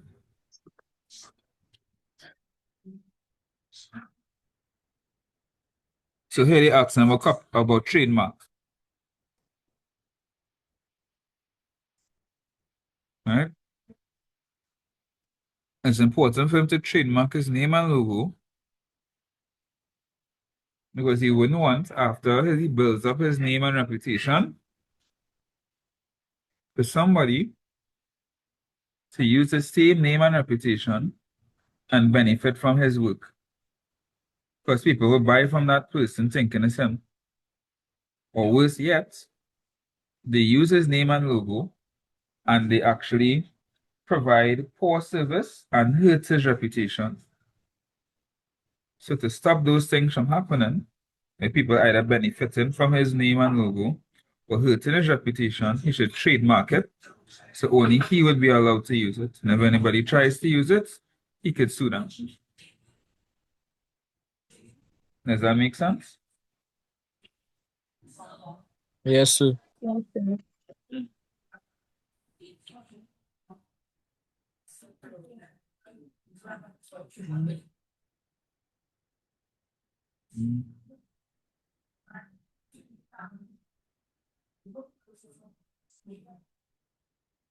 All right.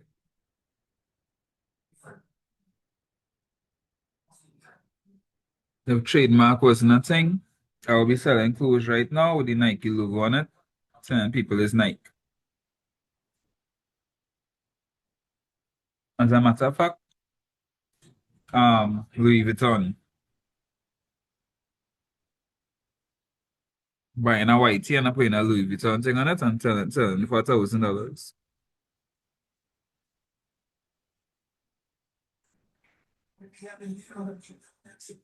Then they said Vashti wrote a children's novel and is about to have it published. So this will be a work of art. So this is where the copyrights will come in. Explain to Vashti the importance of obtaining a copyright for his novel. If he doesn't copyright it, I could read his book, say this book is a vibe, and I could steal his whole idea and write a book myself and sell it. So to stop people from doing that and using his work of art, he will get the copyright. If they do it, he could sue them and make her money.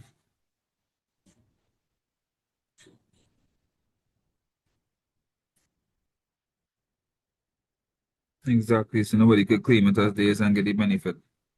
First, the legal rights of the owner of intellectual property, like protection of others profiting of a book or claiming ownership or part of a novel. It also shows proof of ownership of the intellectual property. The owner of the copyright can also be compensated for unauthorized use.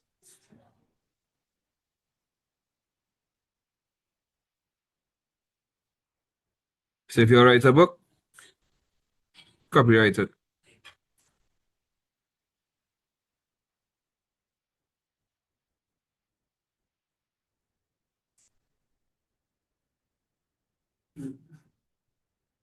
They ask about the functions involved in supply chain again.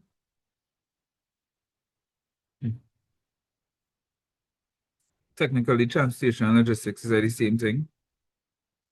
To have warehousing or storing, manufacturing, to have procurement or sourcing, planning, to have reverse logistics. That's when people return any products.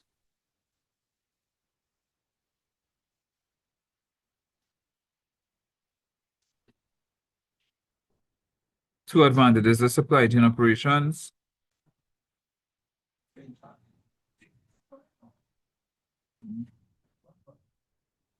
It also improves the competitiveness. That's not here, but that's also an answer. Increase customer satisfaction.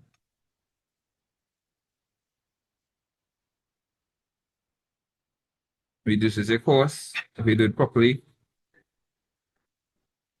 Better risk management.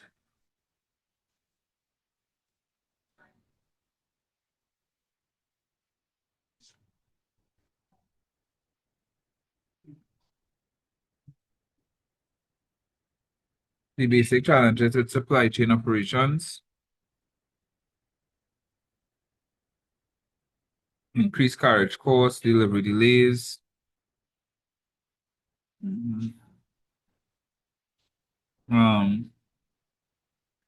Might take longer time to create a product or service. You might have delays in production, faulty or defected products, communication issues, anything like that could work.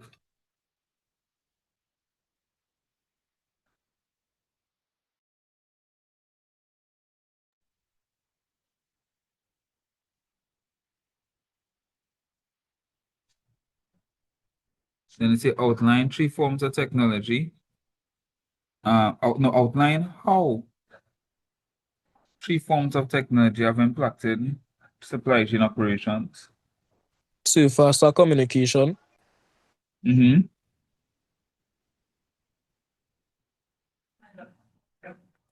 So, because they say how 3 forms of technology have impacted, I would list a form of technology and then see how it's impacted.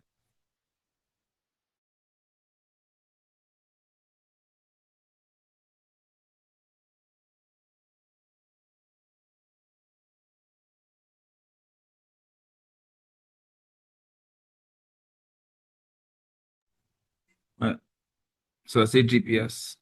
Aids with tracking the delivery. Computer aided design. That is with aids in production. GIS.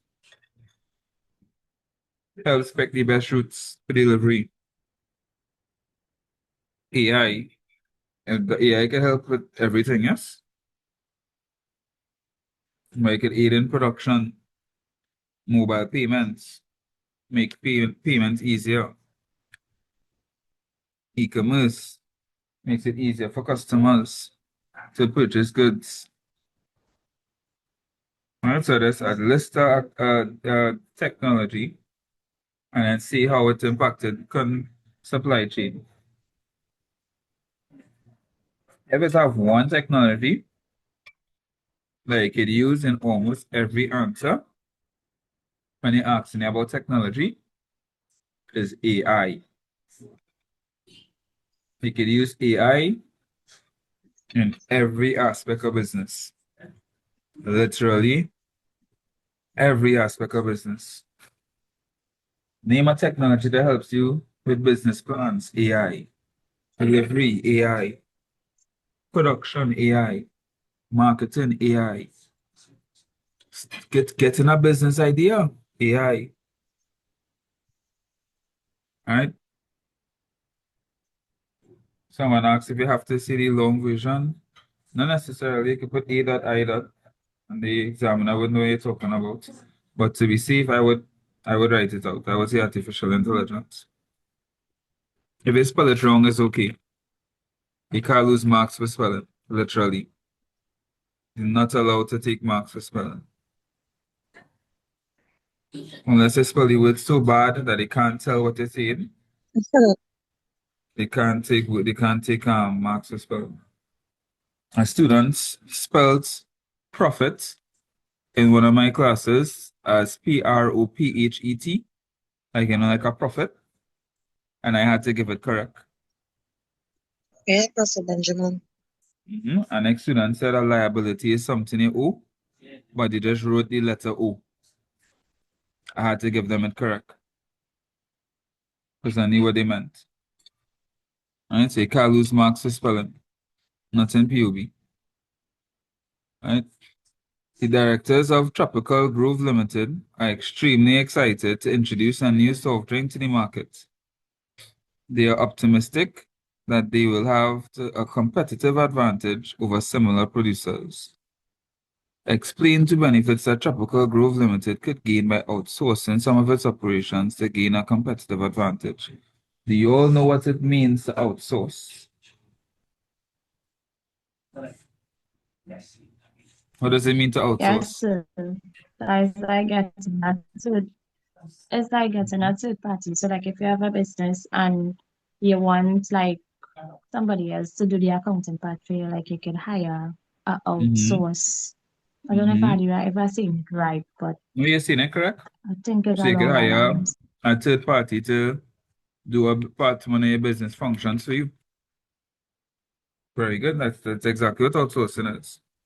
So the So good and thing that about come like people who have and that come like people who have apartments, right? So instead of they like they interact with the potential tenants, like they have a outsource people who just do the whole bringing in tenants and okay. Yeah, yeah.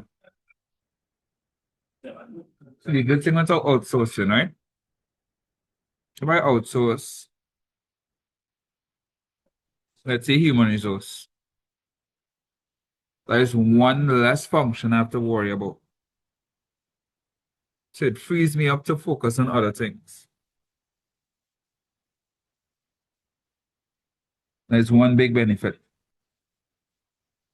Another large benefit is that usually these companies that you outsource to, they specialize in that particular field. So that means the service that you're going to get is going to be at a high level. Right? That could improve your competitiveness because while your competitors doing the same service yourself, You now have professionals doing it for you. And then sometimes it could even end up causing you to save money as opposed to hiring a worker that you have to pay every month, or workers that you have to pay monthly. So you should outsource an organization that specializes in that operation. So you need to experts carrying out those functions. Right? It also gives you one less task to focus on. It could also lower your costs according to how much they're charging for the outsourcing.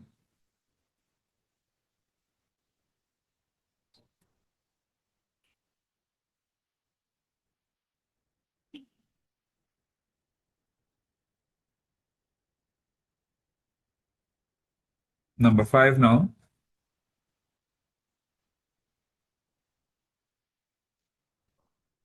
Identify 2 direct taxes and 2 indirect taxes charged by the government.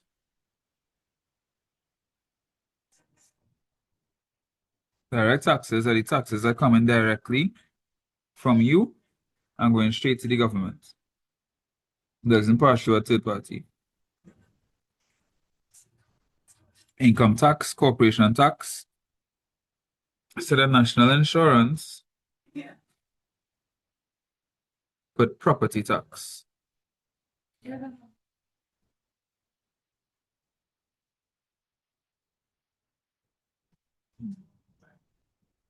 Property tax.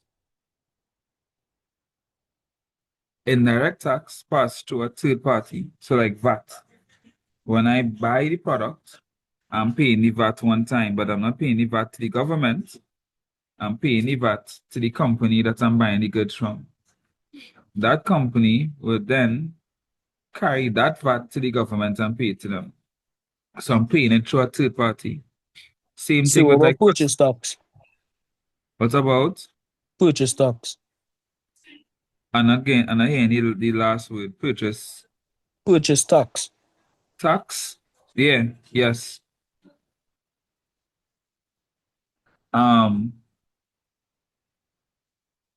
Excise duty, um, import duty, service tax, all of those, you pay it to a company or you pay it to somebody else, and they will now carry it and pay it to the government after.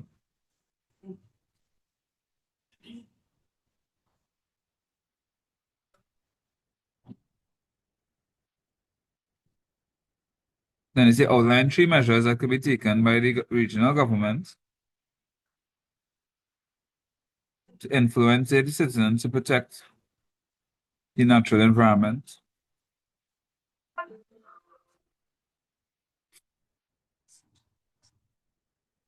The internet fights him today, boy.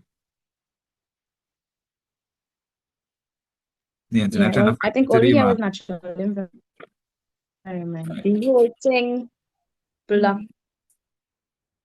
Right. How we can influence citizens to protect natural resources. We could put enforce laws. We could tax goods that damage the environment highly. You could spread awareness, educate the citizens about what could happen to the environment and the importance of preserving it. Those answers make sense to you all? Yes, sir. All right.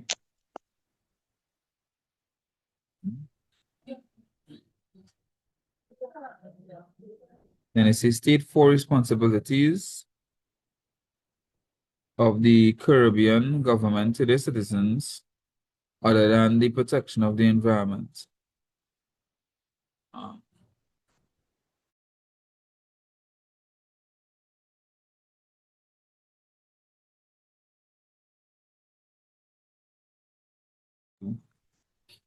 So all of these are responsibilities. They're to protect us, they're to ensure we're educated, we have housing, we have proper infrastructure, healthcare, all of these here promoting economic growth. All of these could work.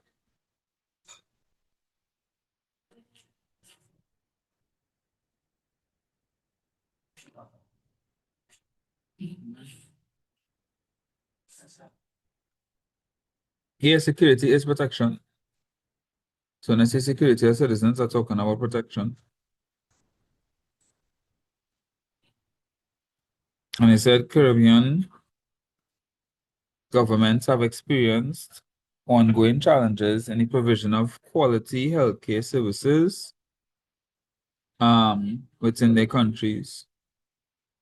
Identify two of these healthcare challenges and advise the government in your country on how each of these challenges could be resolved. There are a few challenges, actually.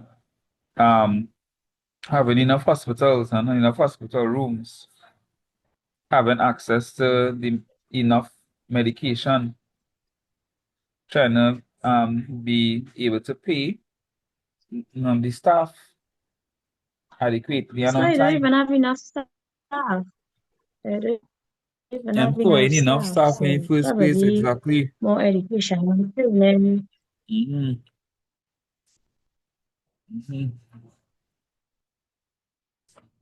We have quite a few,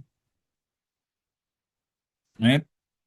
So the capacity of the healthcare providers, we need to get more healthcare providers.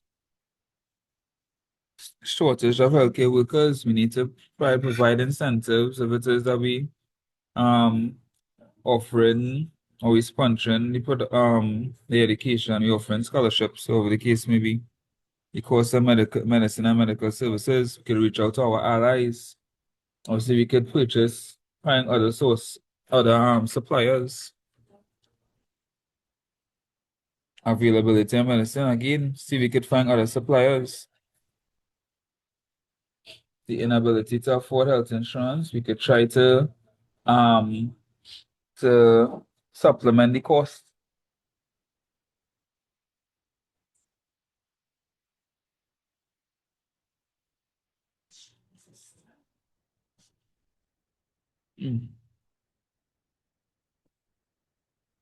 Create more infrastructure, training and development, provide subsidies, source more suppliers. You I know I say you take a break, but it's 8 o'clock Okay, go already. and check your internet. My God. Oh, you think we could just continue? Yes, It's so let it already 8 continue. o'clock. So my internet was getting some trouble. Sorry. It's okay. Like keep going, let's do paper number 4.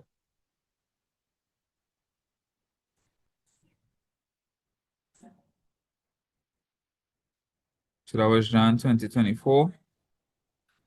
Let us do 2023.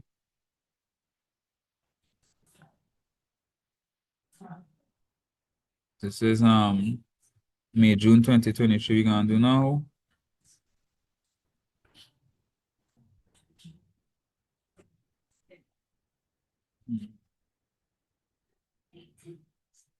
Boom. Let's see what May, June 2023 saying.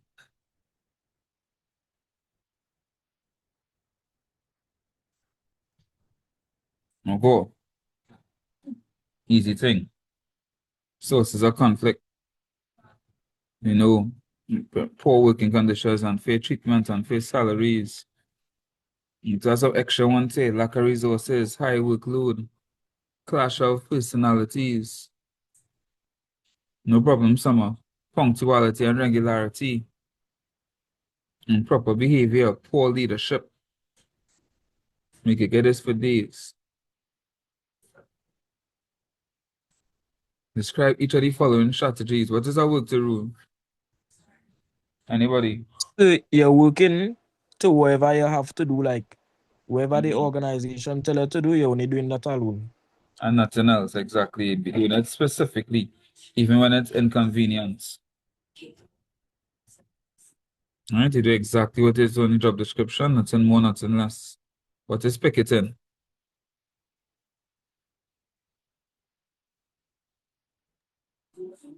Anybody? So picketing is when you're using signs and you're protesting in front of the establishment to try and raise public awareness. Right? I'm sure you see people on TV before walking around with signs protesting and stuff, chanting and things like that, right? That's picketing. You're trying to raise awareness and get the public to support you.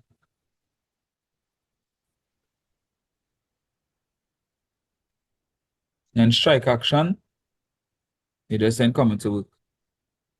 You see that work thing, not dead, staying home until they pay me right.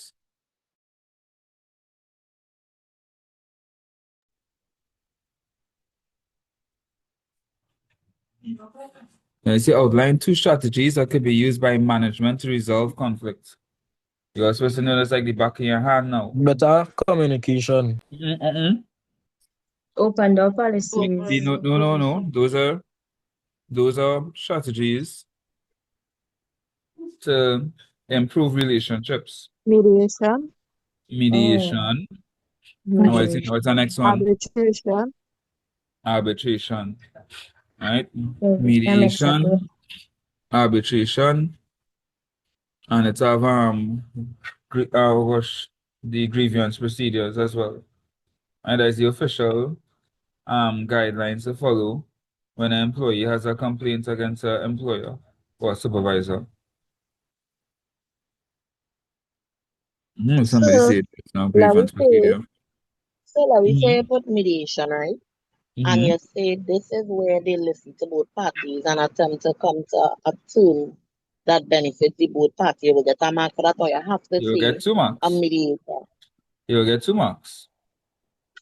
You don't have to say Okay. mediator. For arbitration, they have to say arbitrator. Arbitration is specifically with the arbitrator. That is a title that they hold. Right? You have to say Okay. arbitrator. Only an arbitrator can make a legally binding decision like that. Right? Any person Okay. for the mediator, the reason why you'll get away from using mediator, once it says a person who listening to both parties and helping them come to a conclusion, you're describing a mediator. Right? They don't have to have any specific job title or training or anything to be a mediator. But that is not the case with arbitrator. Okay. Right? Next one now. Explain 2 legal or ethical principles, the business owner should adopt in operations of a business. We've seen this question a few times. So, proper disposal of waste, advertising, not false advertising, fair payment of salaries, paying your taxes on time and in full, producing products that are safe, having proper working conditions for workers, not money laundering, not falsifying accounting records. We know this one. Number 1 was easy. Number 2, we do this already too. What's an entrepreneur? So an entrepreneur is somebody who is willing to take risk and to open a business in terms of making a profit. Make sure he's a risk word. Listen, it takes all the risk involved in starting a business. We did this already as well. Characteristics of a typical entrepreneur. One of the best ones and should be easiest ones to remember, risk taker. Because you would have just used taking risk in your definition. So you should be able to remember risk taker. Creative and innovative, remember, those are 2 different things. goal-oriented, flexible, leader, open-minded.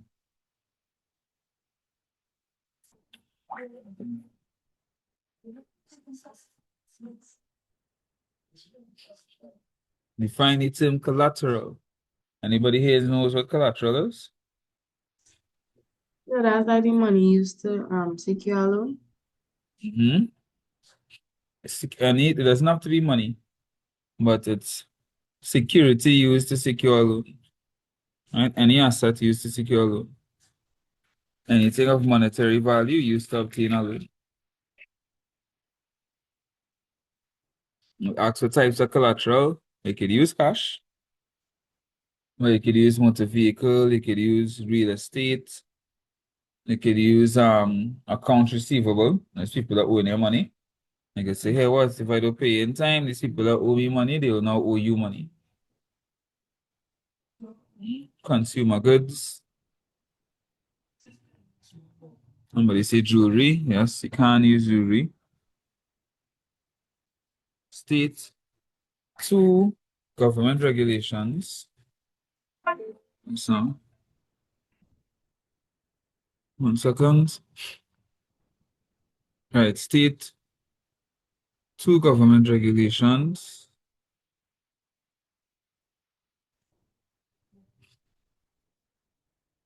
With which the entrepreneur must comply when establishing a business locally. In your response, provide an example for each regulation. So paying tax and paying the workers' wages. So, paying taxes, yes. Right? I wouldn't say paying the workers' wages because I could have no worker. Right? But if you do have workers, they have to abide by the Minimum Wage Act. So if we talk about minimum wage, yes. As a matter of fact, if you have workers pay their wages, that's your workers will. You have the OSHA Act, Occupational Safety and Health Act, right? Where you have to ensure that the workplace is safe for the employees. Like having a muster point, or having proper signage. And so basically registering your name. Yes. Having a licensing when you need it.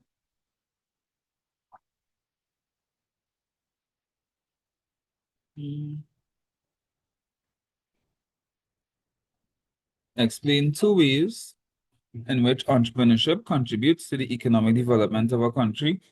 We know this So by providing employment by providing employment, and we could go into and paying detail. tax for so the government could Right, get money. right. I mean, how to go into detail with that by businesses employing persons. It could reduce the unemployment rate, and it could give persons a source of income. Business and the employees who pay taxes. The taxes can go to the government and directly contribute to government spending, where they could provide public goods or invest in infrastructure, etc. They also provide goods and services that may not have been provided prior.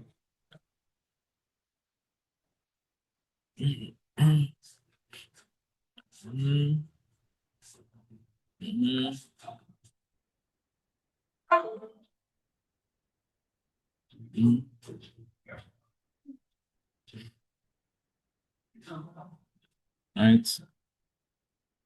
So basically, same tree.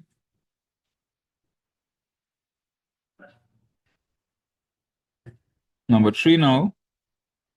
All right, already showing the answers. Identify 2 factors that must be considered when packaging goods for resale: size and weight.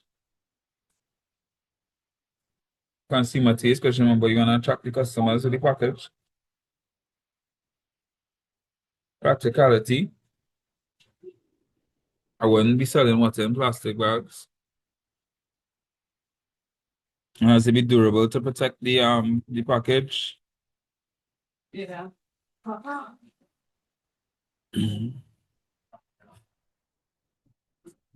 Somebody actually helps with GNP or GDP. It helps with both actually. Gross national product and gross domestic product. B, somebody say make sure those spoil, yes, protecting it. List 4 qualities of a successful salesperson. So social media and having influencers advertise a product. Yeah, but that would be a quality of a person. If you understand what I mean? Like when it's saying qualities of a successful salesperson, it's like, hey, listen, now the characteristics. So he's smart, Still, my bad. I was doing confident. the next question. Oh, okay. The 2 promotional techniques. Okay. Oh, yes, that will definitely be a good answer. For a successful salesperson, charismatic, creative, innovative, confident, assertive, optimistic, persuasive, well spoken. Just think about a good salesperson you met and think about some things about that person. And that could lead to a whole bunch of answers.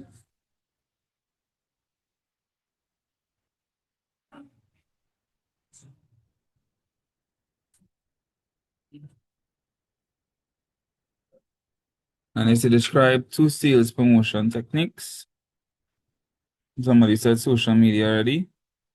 You have sampling, and when you give somebody a taste or a small amount of the product. Loyalty cards, we know loyalty cards already. And they offer discounts and stuff like that, similar to excuse loyalty points. Give them a gift when they purchase. Have competitions where you can win a prize linked to purchasing. Have discounts. You know what coupons, that's a good one. You know what loss leaders are? Yeah, so somebody would have sell their product cheap to attract customers.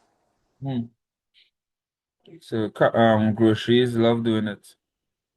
They sell some of the products cheap. They attract customers, so they'll make a loss on those products. But then the customers will buy other products and they'll make a profit on those. Then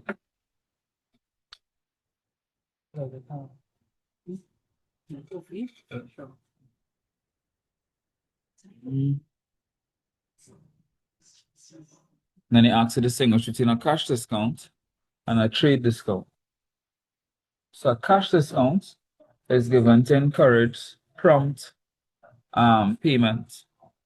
So I owe somebody money and they say, hey, well, if you pay within 10 days, I'll give you a 5% discount. That's a cash discount. A trade discount is given for bulk buying or for frequent buying. So I buy from you real plenty and they say, hey, well, you buy from me so much, take a discount.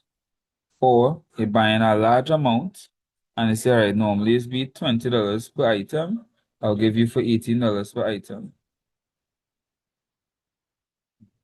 How much is people 2 out of? It is 100 max.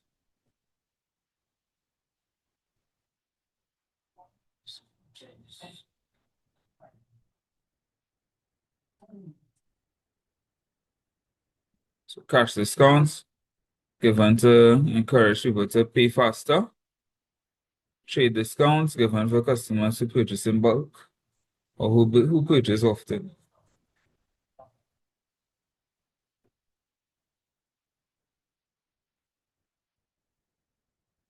And he asks, Kyle created a new rhythm of Caribbean soca beats and wants to sell it online to overseas producers. Why should he copyright it? Nobody could say So nobody anything. could thief it and post it and make money. So nobody could use it as theirs and make money off of it. And if they do, he can make money off it.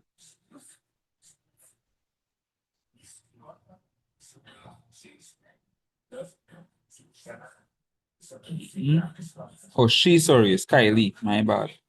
My bad, Kylie. I didn't mean to misgender you, however it is called.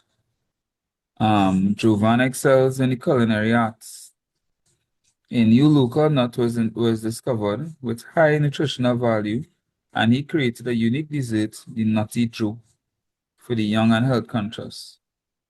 Explain to Jovan the value of obtaining a trademark for his product. What does the trademark protect you from again? People using the business to make profit. The business what? The business product. Not the product. The Also name. the name. Alright, the name and your They have logo. a unique name. Yeah. So that's the know them by the name of the brand, Exactly. logo or whatever. Stop people from using similar names and stuff as well. Mm-hmm.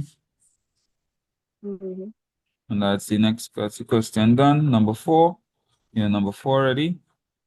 State 2 functions of each of the following intermediaries in the chain of distribution. So the retailers, they buy from wholesalers and sell in small quantities to customers, to retailers, but it should be small quantities to customers.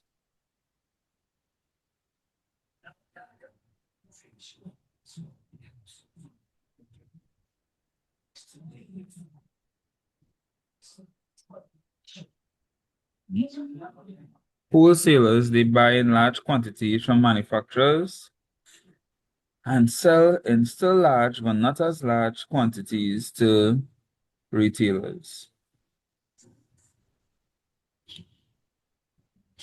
Yeah, well, yeah, there is no- And then it asks about the other links of the distribution chain. We know that is manufacturers and consumers.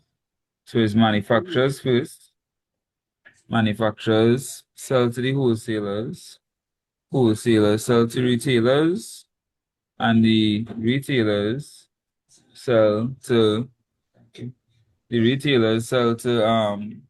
consumers. Mm-hmm.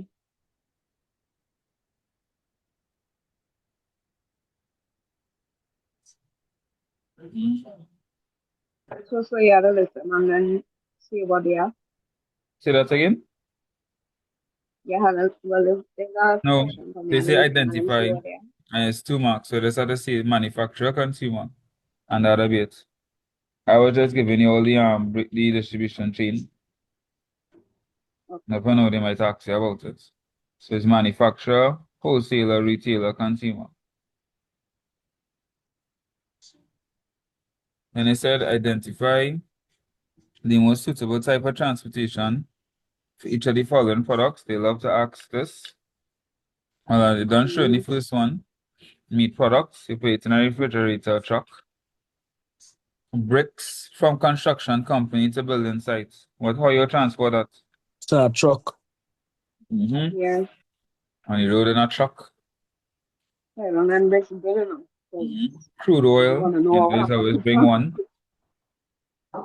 So So pipeline. that's the pipeline. There's always bring one of those. Cars from country A to country B. So cars. Sab boat I mean.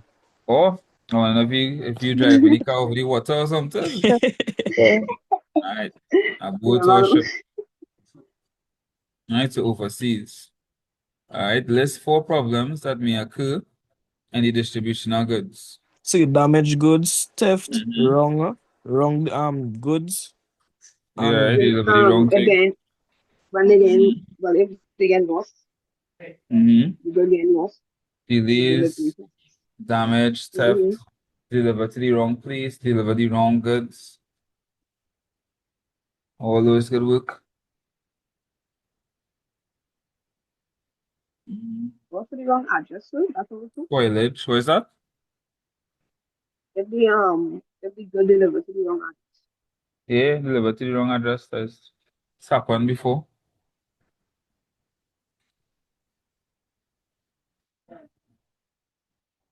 Explain two measures that can be implemented to minimize the challenges that may occur in the distribution of goods.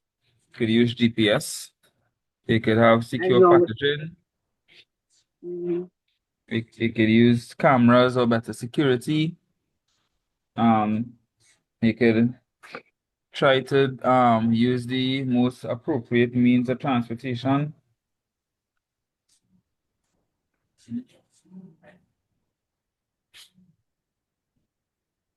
So here, somebody say ask AI for assistance. Actually, yes, you could actually use technology. So just to show examples of how I answered, because they say explain. So I would say my answer, and then I'll explain my answer. Use of technology in the distribution process can increase the overall efficiency. I find that is not enough. So let me use an example. An example of technology is Google Reverse, which can be used to track the process. Ah, that is enough now. Um, improve methods of storing goods. Improving the methods used to store goods can reduce the chances of them spoiling or damaging. Let me hit my example to make sure I get my marks. Example includes upgrading the packaging used or using refrigerated trucks when necessary. Training and developing staff in various positions can lead to overall increase in efficiency, goods will be stored better, the transportation process will have less errors, and the process will be completed faster, and overall cost will be reduced. I just gave 4 examples there. I don't need to specify example. Boom. Getting my marks for sure. All right, I want you all to make sure and write and all you're doing, all your 3 markers.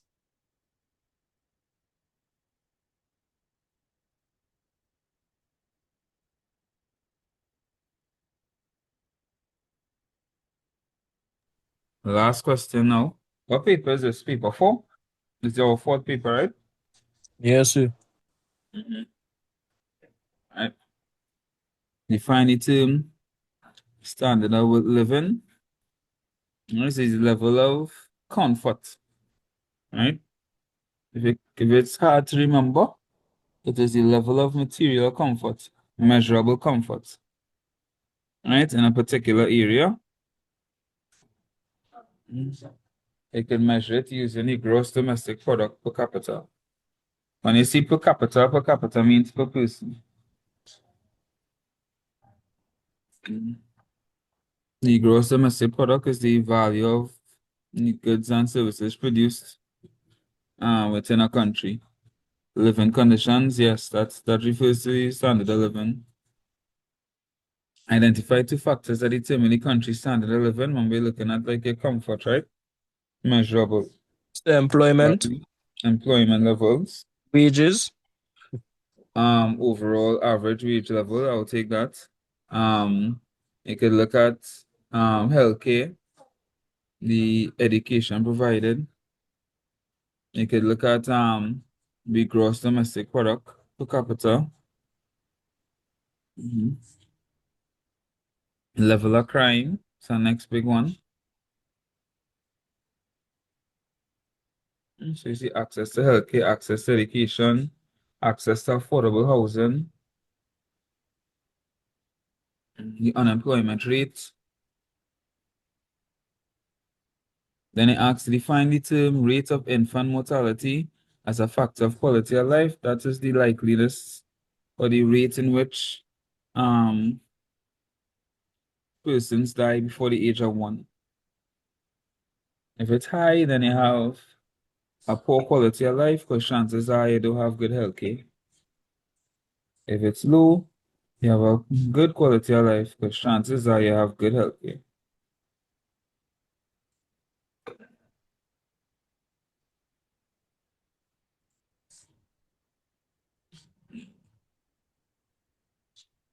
Ah, boy.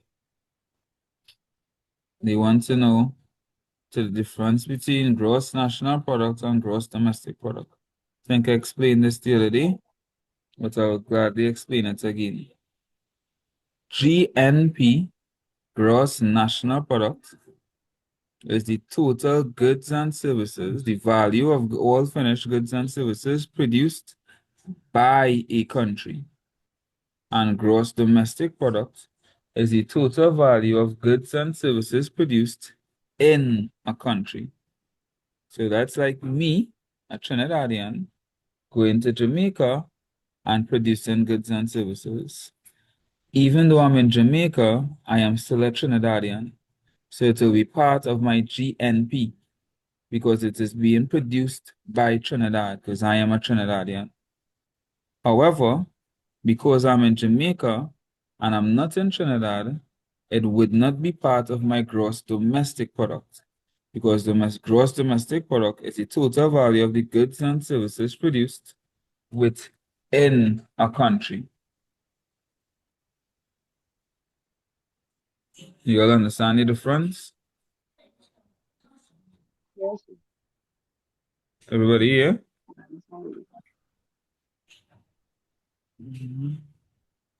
Yes, sir. Everybody understand, right?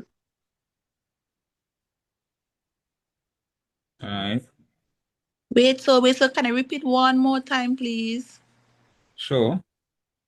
So GNP is the total value of the goods and services produced by a country.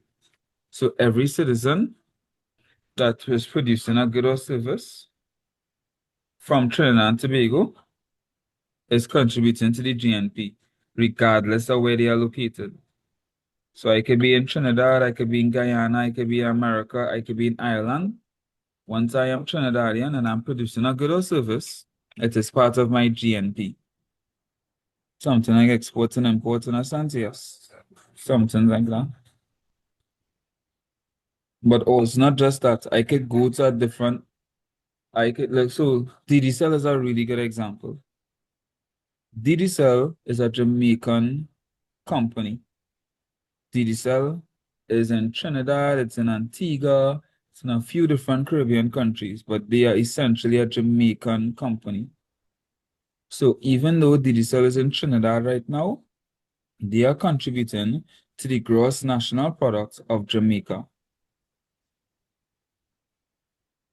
because they are a Jamaican company. You all understand that? It doesn't matter where they're located. Because they are Jamaican, they are contributing to the gross national product of Jamaica.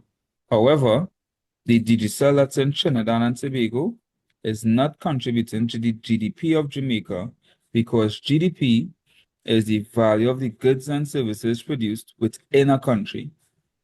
So actually, the digicel that's in Trinidad and Tobago is contributing to the gross domestic product of Trinidad and Tobago because they are within our country. You all understand the difference now? Yes, sir.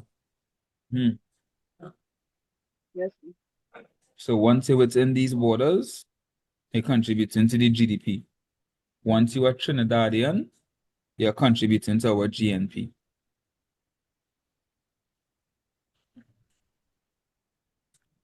Per capita income per capita, sorry, means like per person.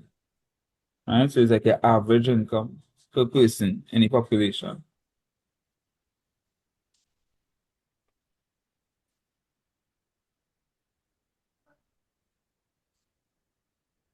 And it says state 2 reasons why countries engage in international trade. You have a larger market, right? If I was doing online classes for Trinidadians only, my market would be much smaller than it is now. But because I open it up to all Caribbean students that are writing CSEC exams, I now have a larger market. So now my demand increases, my sales increases, etc. You also get access to more goods and services. Now you have more choices to make.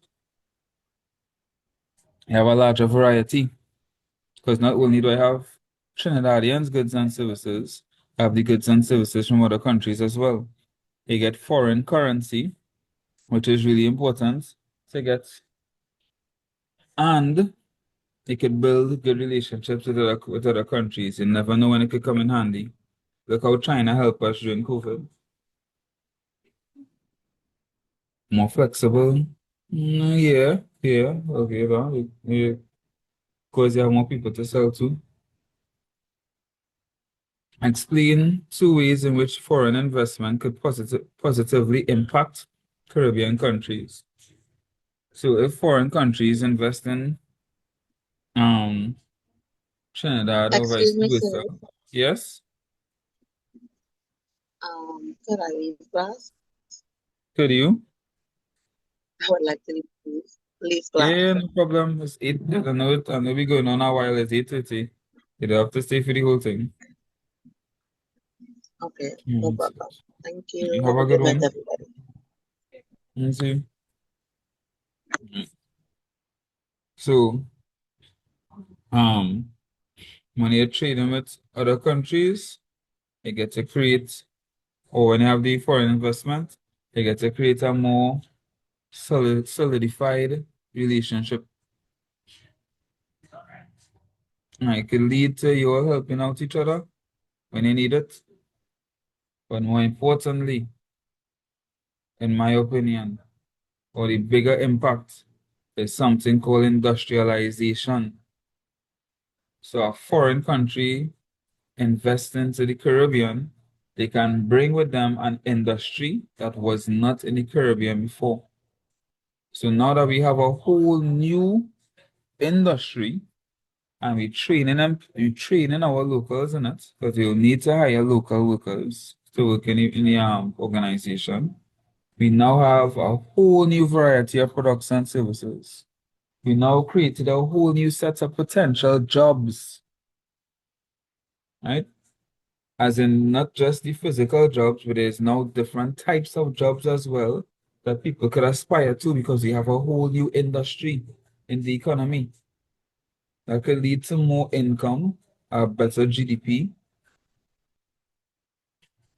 It could lead to the government getting more money.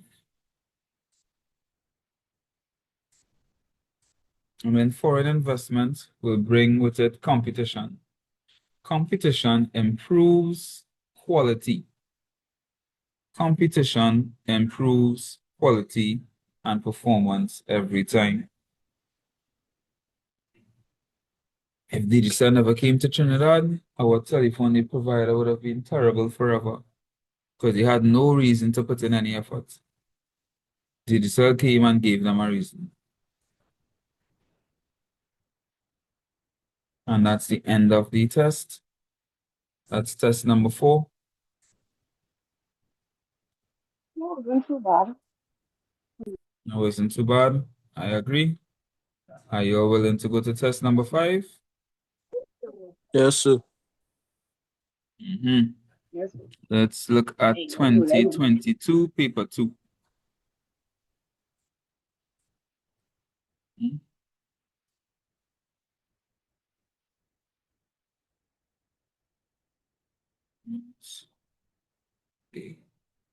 Maybe 8 may have been a bit too optimistic. Maybe 6. We'll see. So this is test paper number 5, May 2022. Let's see what they say. They say Joanne wants to set up a cosmetic store in her community and therefore needs to collect data to determine the feasibility of this type of business. Identify the 2 main types of research data she would need to gather in order to establish this business. That's primary and secondary data. So we're supposed to know what primary and secondary data is now. No, primary is information that you gather directly from the source, and secondary is information you got from a third party. Somebody gather it first, and we gather it from them. This short. State one source of each type identified. You did a very similar question to this before. Primary, interview questions, surveys, observation, secondary, books, magazines, newspapers, etc.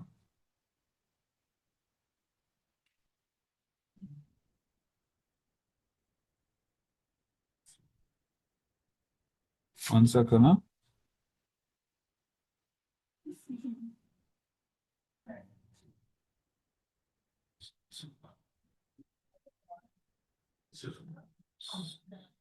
Right, sorry about that. State 4 reasons why Joanne may want to set up her own business.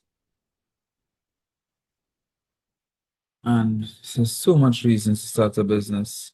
The biggest one, you want to make a little extra money, a little extra income, and you want to be your own boss.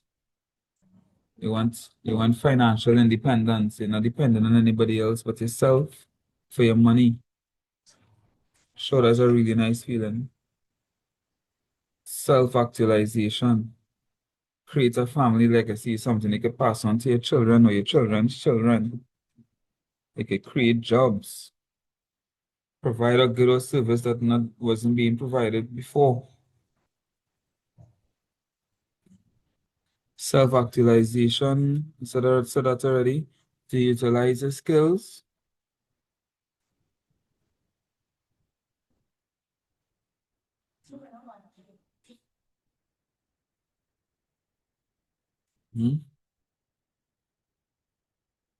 Then they say outline 3 steps that Joanne must take in setting up a cosmetic business. You know, you have to have the business idea. So conceptualization. You should do market research. You should plan.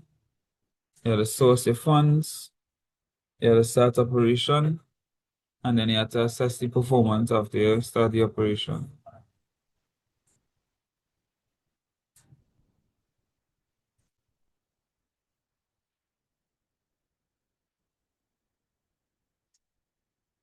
B, explain one benefit of short-term planning and one benefit of long-term planning. Any successful operations of a business. Short-term planning could allow you to track progress easier and faster, as you get to see the goals happen in short spaces. Long-term could give you a clear vision of where you're heading in the long run, the overall destination. Could give you a sense of purpose.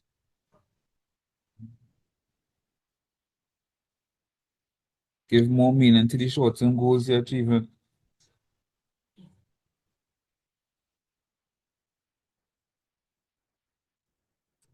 That's number 1.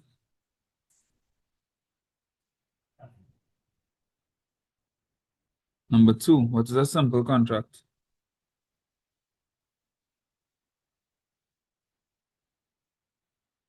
Anybody, what's a simple contract? Agreement. What is it? Is that formal agreement? And I hear you. Is that formal agreement? A formal agreement. Right. Instead of formal, I would use the words, I should say, legally binding agreement. So it's a legally binding agreement between 2 parties. Yeah. Right.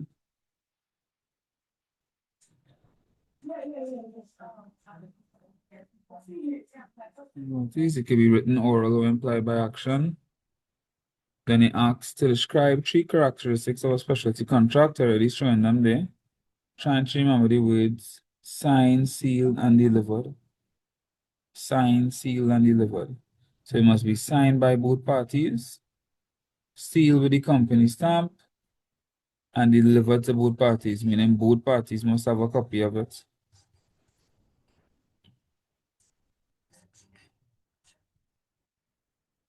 Then they say outline what is meant by each of the following conditions of offer and acceptance related to a contract. What is an offer?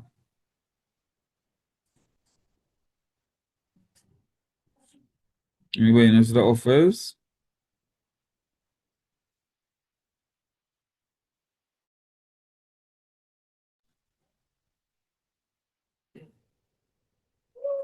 When somebody keeping interest for whoever they have. But I'm not looking for it, but Think of it as a request to enter a contract with somebody. yeah. Simple as that. A request to enter a contract with another person.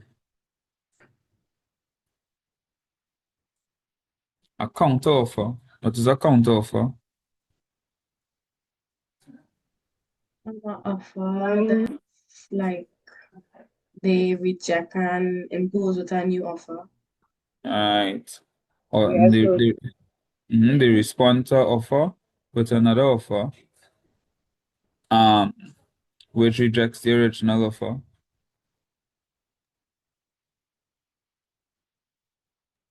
can we say that the other party suggests, And here, like, can we say that the other party suggests suggest something on top of that offer? I'm not hearing you properly. Type it now. I don't know why I'm not hearing you. I need to start back using my headset. Type it for me now, please, if you don't mind.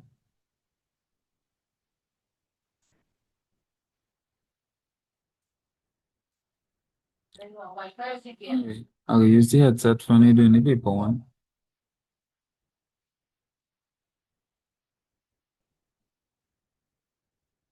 Check this next one now. All right, briefly explain. One wage or contract can be terminated or discharged. If it send the thing in the chat for me, see ya. You know, rare ways in which contracts can be terminated or discharged. Performance. Both parties do their part of the contract. Contract is over. God Preach. forbid, breach a contract. God forbid one of them die. Agreement. Both parties agree to end the contract. Lapse of time. Frustration or impossibility. It's called it. This is two names for the same thing. Notice is used that in employment contracts. I was asking if we could see that one person suggests something to the original offer. Yes, you could say something different to the original offer. Yeah. They respond to the offer by suggesting something different.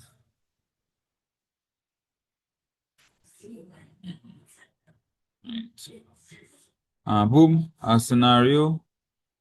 When you get scenarios, 9 times out of 10, you know it's gonna be contracts. Say Doris offers to sell Mark one of her cars. So she offer a car. She didn't offer a specific car, she offer a car. She intends to sell him the red 5-year-old Tomato XL. But Mark thinks she's selling him the yellow 3-year-old Scotch Bonnet Deluxe, which he told Doris he liked very much. So in his mind, he thinking he can through with it. Mark sends his mechanic to check the car. The mechanic returns and tells him the car is in very good working condition. I wonder which car the mechanic checked. Mark pays Doris for the car by way of manager's check. However, when the car is delivered, it is the Tomato XL instead of the Scotch Bonnet Deluxe. Mark is convinced that Doris tricked him and plans to sue her.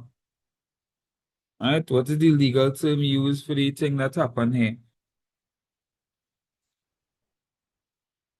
What would he call this? You think this is fraud?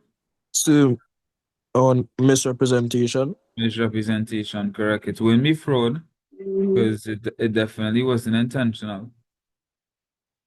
So it would be misrepresentation.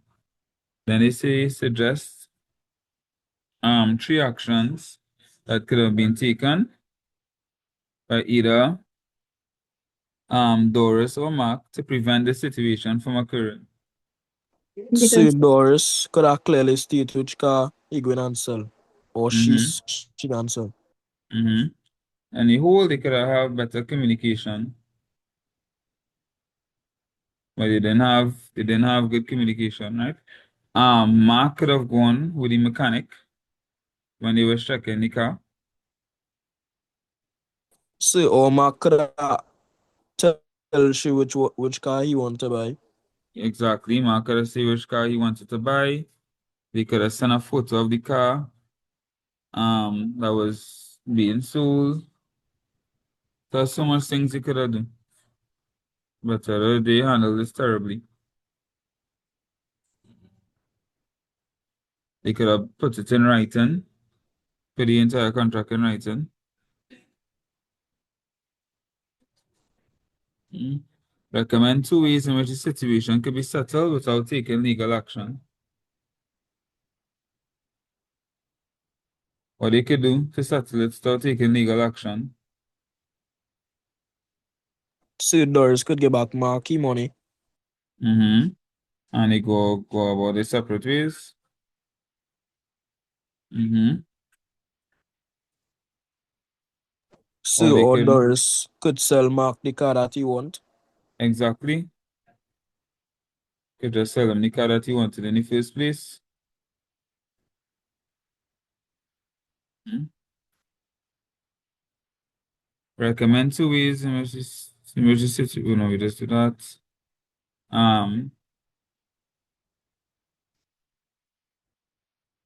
See. All right, now they're asking about cottage and linkage industries. Mhm.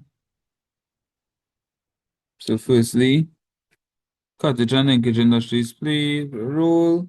They want 4 characteristics of a cottage industry. So home based, small in size, labor intensive and use of raw materials and ingredients. All right, home-based, small in size, use of local raw materials, and labor intensive. Very good. They don't use any complicated tools or equipment. They said family labor as well. Jeez, my internet fighting a bad boy. Right. You see, list the 2 examples of products manufactured by cottage industries. Beverages and handcraft. Handcrafts, right? Food and beverages. Gotta be beverages alone. And handcrafts, clothes, jewelry, all those things could work. Right. Outline one way in which the stakeholders in the tourism industry may benefit from cottage industry. So cottage industries actually attract tourism. Do you know how much people come to Trinidad and Tobago just to try doubles? Right? So Yes, so plenty. exactly. So because they're using local raw materials in the production of goods and services, because they're using local raw materials in the production of goods and services, the um cottage industry is actually the ideal thing for tourists that want to get a taste of the country or get a feel of the country or experience the country, however you want to word it.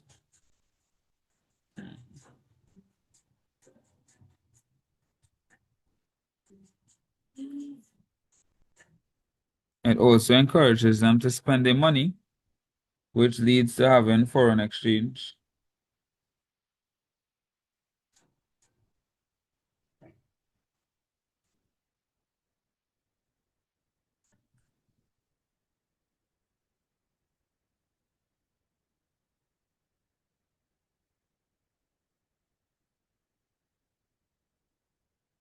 See, differentiate between primary production and secondary production, stating one example of each. Do you all know the difference between primary production and secondary production? No, see. So primary production is the extraction industry. That is when they get in raw materials from the earth and stuff like that. Secondary production is taking the raw material and converting it into a good or service.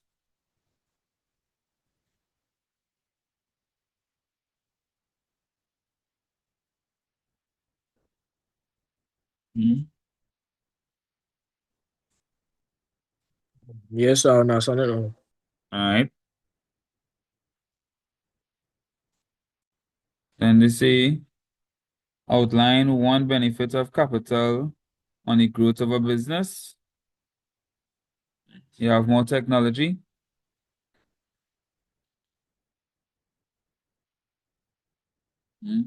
Yeah, it could get better trained staff. It could get better qualified staff. It could improve the quality of goods and services. Time it does improve production when I only improve technology and everything. Correct.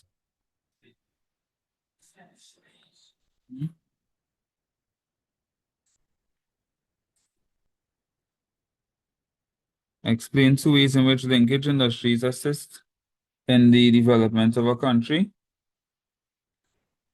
So when you have a linkage industry, one company is ensured that they have raw materials coming to them, and the next company is ensured that they get in a sale.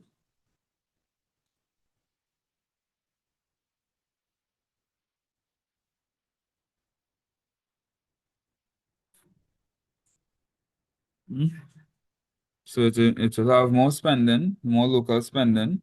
Somebody asked what tertiary is. Tertiary production is the service industry, providing services.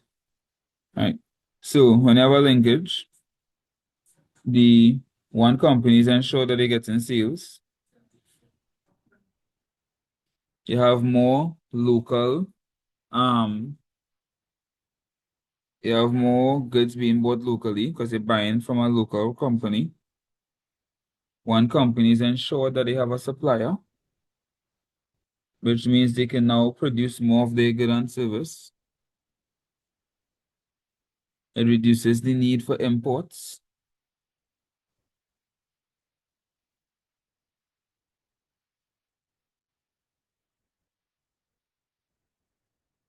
Basically, linkage industry is good. No linkage industry bad.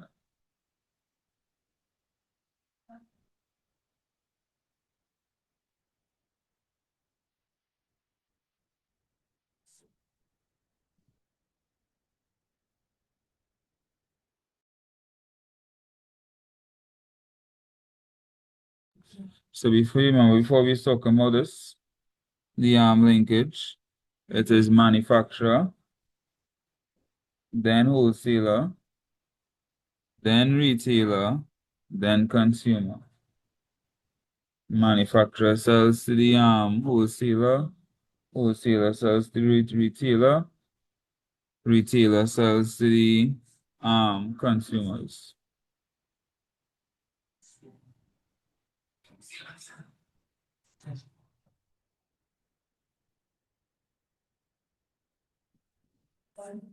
And it said describe the functions and any two links to the distribution chain.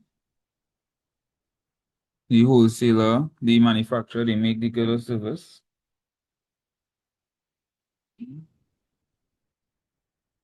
The wholesaler, they buy in large amounts from the manufacturer and they sell to retailers. Retailers, they buy from wholesalers and then they sell to customers. Customers, they buy from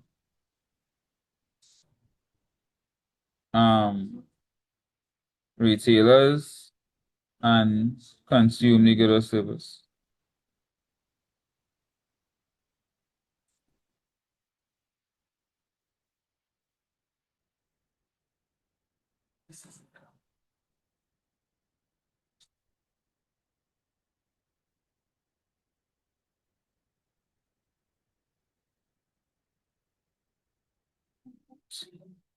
See, four forms of technology used in operations. As I say, you could use AI for just about anyone. To have GPS, to have CAD, to have Portnet, blockchain. So we can remember at least four. AI is the easiest one to remember because everybody here know AI. Sure all of us use AI in some form. AI, blockchain kind of easy to remember. GPS should be easy to remember as well. And then computer aided design or CAD.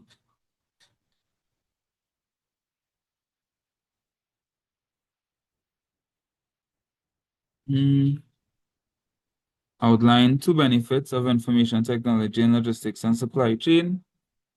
You could get better communication, you could track delivery, you could improve record management, you could automate a lot of the processes, make life easier for you. Then he said Alex is in the business of importing exotic foods, items for several local restaurants and hotels on the island. Identify two problems that he may likely encounter when obtaining food from his various distributors around the world. We see questions like See this. damaged goods Damaged goods, what else? or spoiled goods or loss of Spoiled. item. All right. You're taking my hands away. Goods being stolen, delivering to the wrong place, delays, all those things.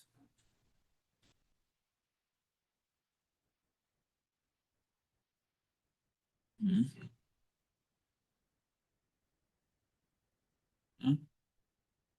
For each of the problems identified in D1, outline one measure. It's basically the same thing they asked so much times. So use the Um, appropriate logistics. Means of transportation, package the goods securely, have extra security to prevent theft.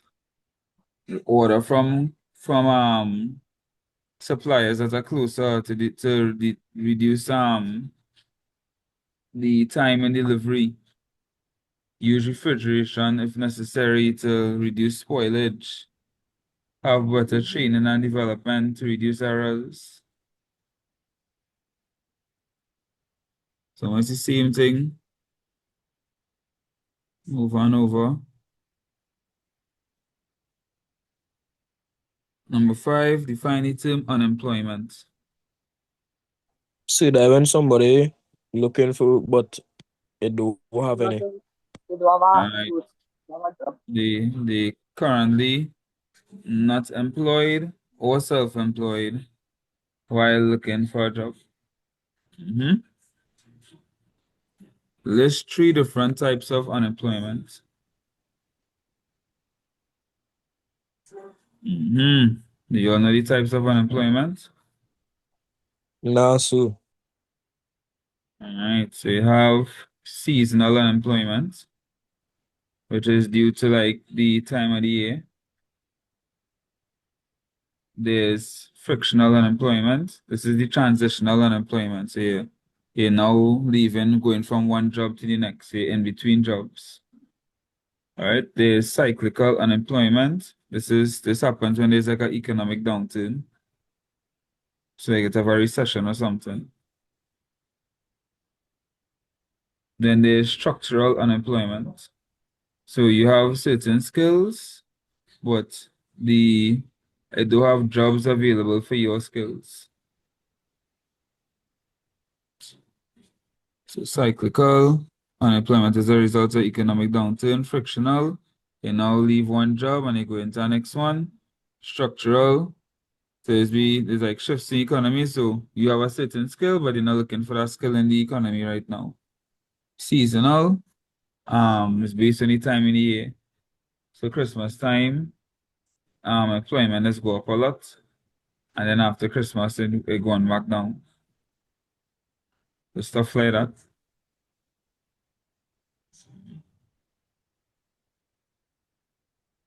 And they say outline one way in which the government can assist in reducing unemployment. So you can talk about providing more education and training opportunities, which will make workers more qualified for jobs. Providing more infrastructure, which could like create. Somebody said something?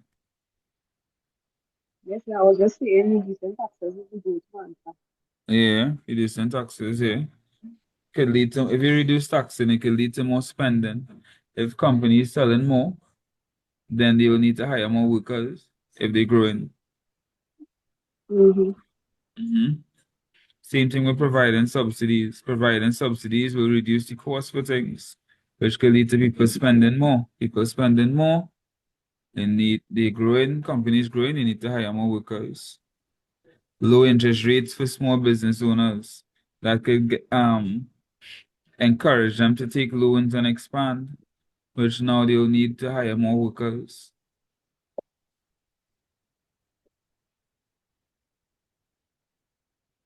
State 3 reasons why Caribbean nationals migrate from one country to another.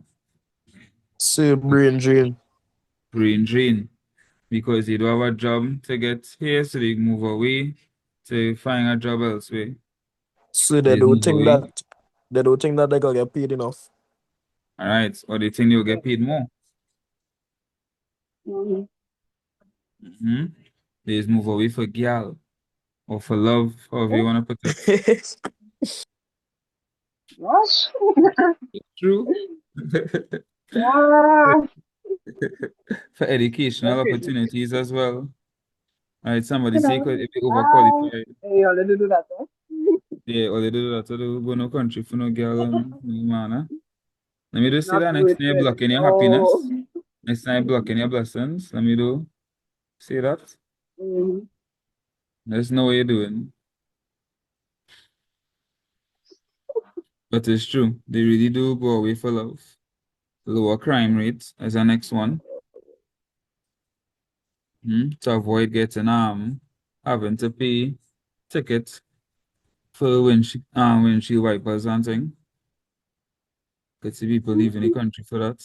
Alright, so 19,000 a man had to pay, you know. That's a real you always see that? I was selling my truck and Yeah, travel. so we said that. A man get a coconut vendor get hit with $19,000 in tickets. And Yes, that would be hurt, boy. Oof. Anyway, I do that's get a sidetracked. But video. you saw the video?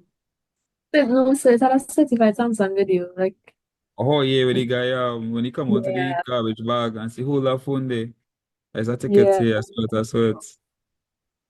Yeah, boy. All right, they not get sidetracked. They not get sidetracked.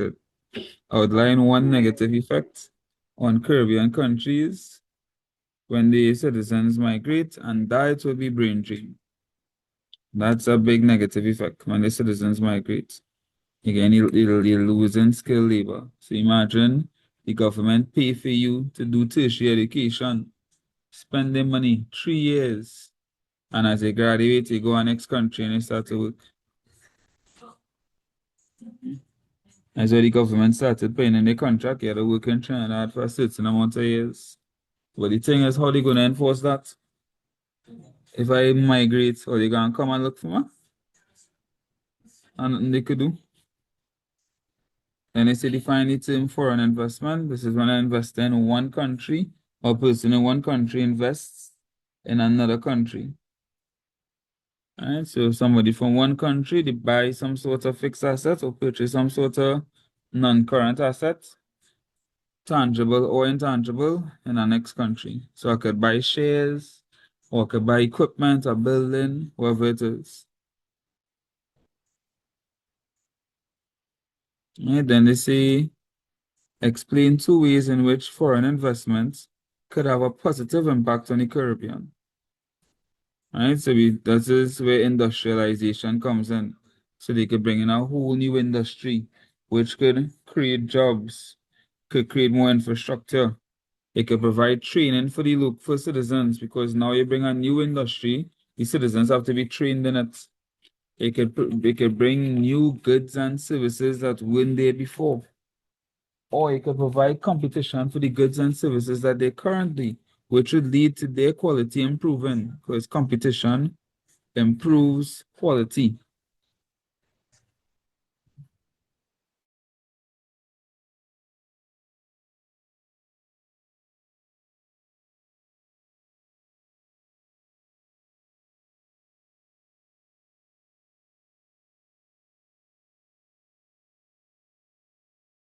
That was what number, that was number 5 or number 6? Lowest counts. Let me check. That was 2022 we do, right? So we did 2025 May, 2025 Jan, 2024 Jan, 2023, and 2022. So that is 5. So we're now gonna do number 6 now. So I feel like going, but thanks for the help. Yeah, you finish it? Yes, sir. All right, no problem. You sure you wanna do this last one, boy? See my iPad gone there. It on All 7. right. No problem. Yeah. Well, good question, boy. All the Later. best tomorrow. Thank you, sir. Yeah, man, no problem. All right, number 6. That was number 5, right? So let's do this 6th one here.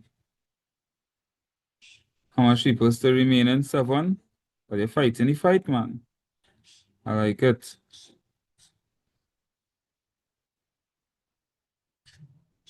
Yeah, boy.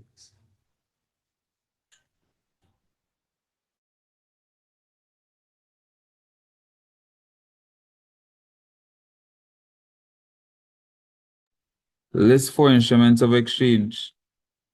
Easy. Cash is an instrument of exchange. Well, you could see cash, eh? Or what else? Give me some other instruments of exchange. We did this one before.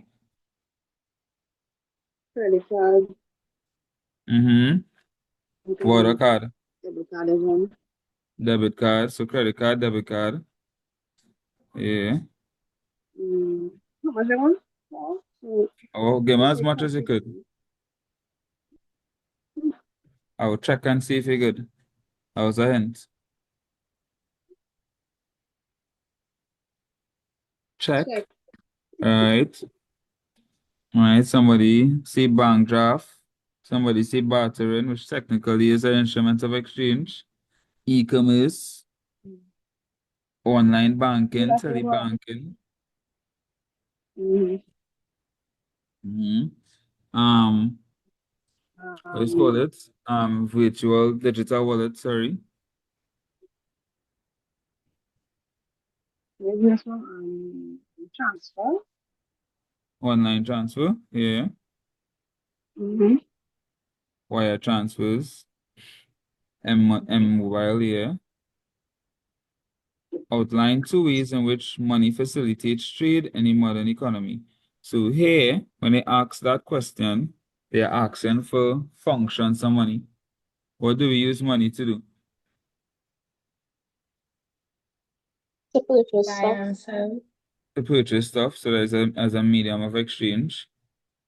What else? Um, Yes, I do. yeah, loan. So standard of deferred payment. You could use money to show how much money somebody owing you. You could use it to store value and store wealth.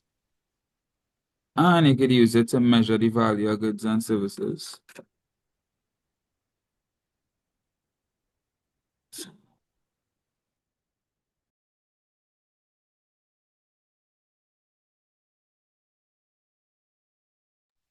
Right, so because they say outline, I would say it like this. Money, because money is durable, it can be used as a store of wealth. Money is acceptable, so it's used as a medium of exchange. Because money is homogeneous, it can be used as a measure of value. And money is also accepted as a standard of deferred payment, where money can be used to show how much someone is owed.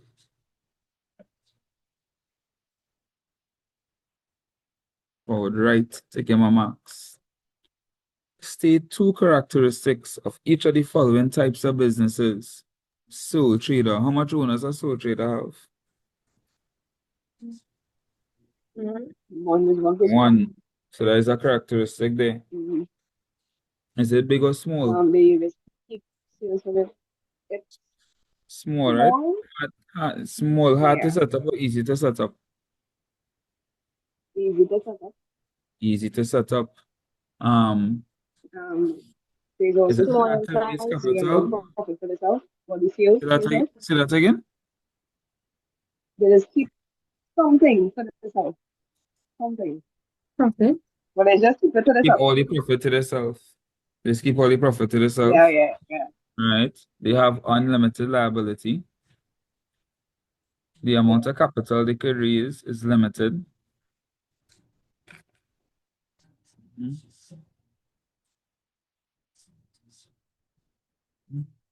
All of these can be That's used. enough for sure. What about somebody says swift decision making? Yep, the swiftest possible because it's just you. You ain't had a debate with nobody or nothing. You just make a decision and that is it. What about public limited companies? How much owners? What's the maximum amount of owners you could have? Is it 20? Say that again. 2 to 20 is partnerships. 50 is private limited companies. Public limited companies, there is no limit to the amount of owners they could have. Oh. It's unlimited. 50 is for private. Public is unlimited, and they have limited liability, as their name states. They sell shares on the stock exchange.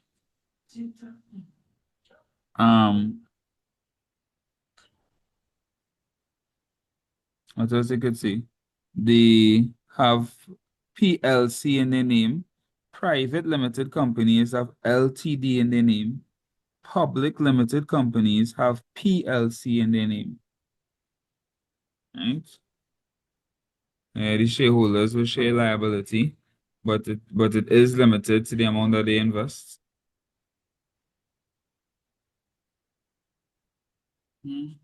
Cooperatives.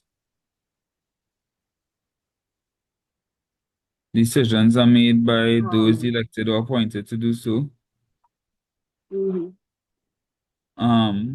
The membership is voluntary.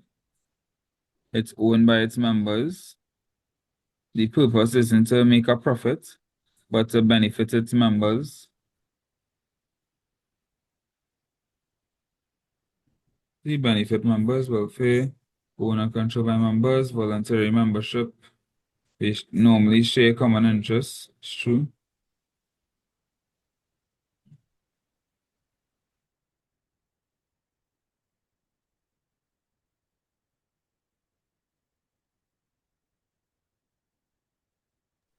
Explain 3 ways in which businesses in a free market economy operate when compared to businesses in a planned economy. So they love to make the comparison, make you compare. Right? We know in the free market economy, there is a lot of competition. True? And it have a lot of competition? Because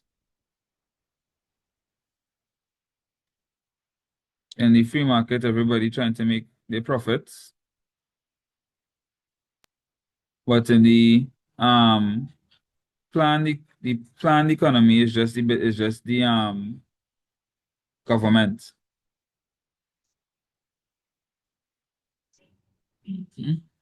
We know in the free market, they follow demand and supply. They sell based on demand and supply. In the public, they provide goods based on what they think people want, people need, sorry. There's a more even distribution of wealth in the planned economy when compared to the free market economy. There's more creativity and innovation in the free market economy when compared to the planned economy. Because in the planned economy, the government providing everything and are going to give any opinions or suggestions or anything. Mhm.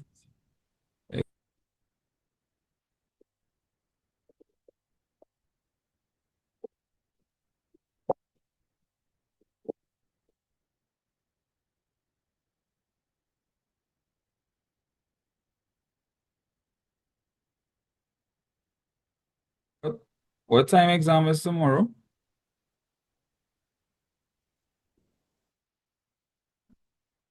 Anybody, what time exam is tomorrow, you know?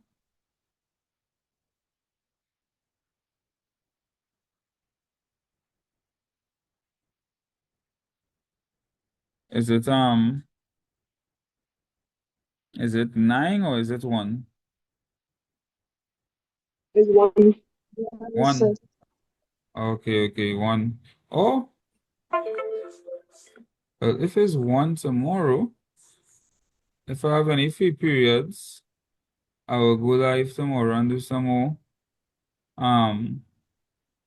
paper twos. I'll check and see if I have any free periods. I could do it before 1 o'clock. Right. 4 sources of conflict. We know, oh gosh. There is one topic we can answer is sources of conflict. The amount of times they bring sources of Yeah. conflict. Right. We have real options to choose from. List 4 actions employees could take to gain the upper hand. Yeah, man. After from break time, I'll go live. Straight till lunchtime, I'll go live doing paper twos. Right. 4 actions employees could take to gain the upper hand. We have work to rule. What else we have?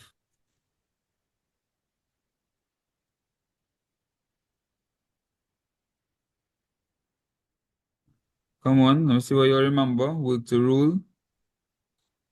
Picketing. Picketing. Right. When you do strike, right? You have the go slow. When you're working slow on purpose. And you have overtime ban. When you refuse to do anything past your working hours. You are sitting. That is when you lock yourself in a part of the building.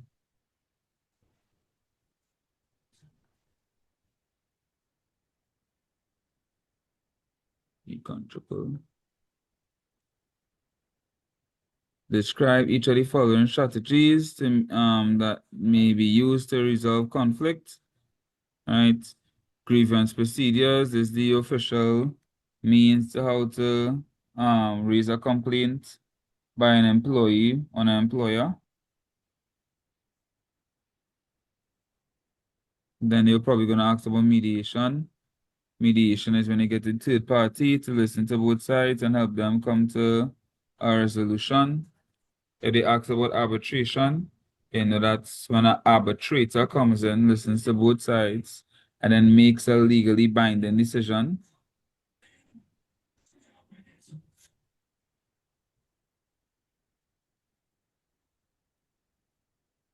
I have explained 2 strategies that may be adopted by management to build good relationships between management and staff in a workplace. And there's when you could talk about having the meetings or having the informal outings. You could talk about the suggestion box or the open door policy. We've done questions like this millions of times. We know how to do this one. Nice, number 2 done. 3 more to go. Distinguish between the subsistence level of production, and the domestic level of production. Subsistence is providing goods and services for who? Who remembers? How many people in your family? Say that again? People in your household. You just making for you and them. Right, for yourself and your dependents. They provide goods and they produce goods and services for yourself and your dependents. Right? And then domestic is enough to produce to trade locally. Right? Subsistence is enough for yourself and your loved ones, and domestic is enough to trade locally. Yes, sir. Yeah? I'm gonna leave now, right? All right, no problem, no problem. Make it Tired. feeling. I Yes, hear it in sir. your So then voice. one by way. Yeah. Hey, go and get some rest. Don't worry, you could always watch it on YouTube after. I'm gonna sit down here and upload it one time. I'm gonna wait for the recording to finish and I'll upload it one time. Okay, sir. Thank you. Good night. No problem, no problem. Characteristics of cottage industries. We know this already, we do this already. Family labor, labor intensive, small in size, home-based production, using Nobody should get this wrong. exactly Nobody. nobody. How much time to bring it? And it says state three functions of small businesses in rural communities. You just had to state it, you don't have to go into details. They provide goods and services, they create jobs, they provide income to the government through taxation.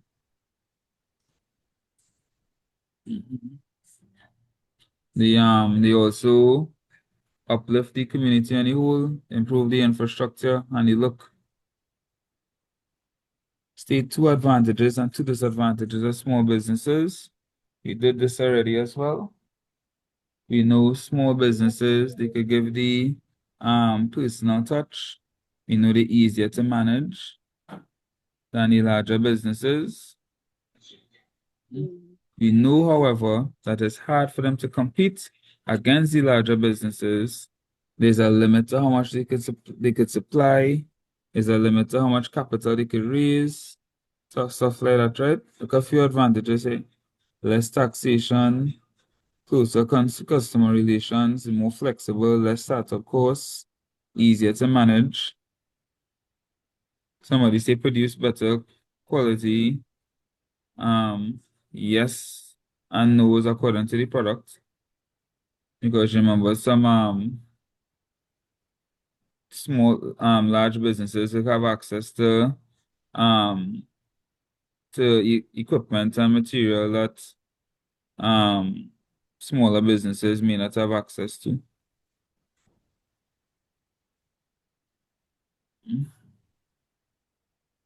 Right.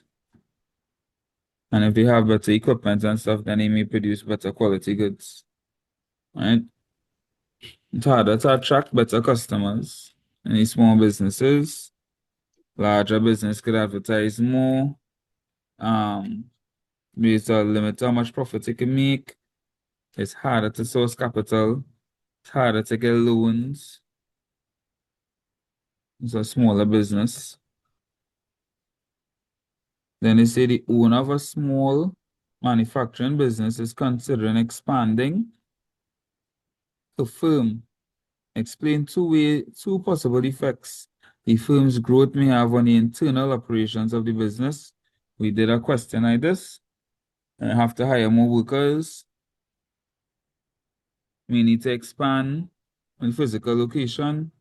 We need to purchase more equipment. We need to produce more goods and services. And we say less communication. Yes, and more equipment needed. Just remember, for these questions, write enough to get your marks. Write enough to get your marks. The explain are 3 markers. Number 4, we almost finished. They say define each of the following forms of technology. We know what e-commerce is, buying and selling goods and services online. GPS, satellite-based navigational system. You cannot remember navigational, then you could say tracking, but it is really better to say navigational system.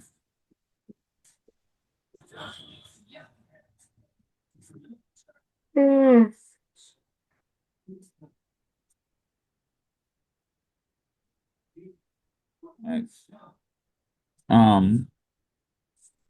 List 4 activities involved in supply chain operations. You know, it have planning, you know, it have warehousing or storing, you know, it have manufacturing, you know, it have logistics, you know, it have reverse logistics.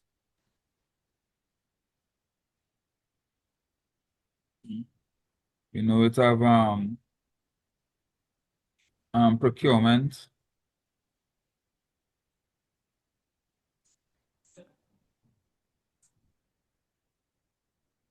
Then they have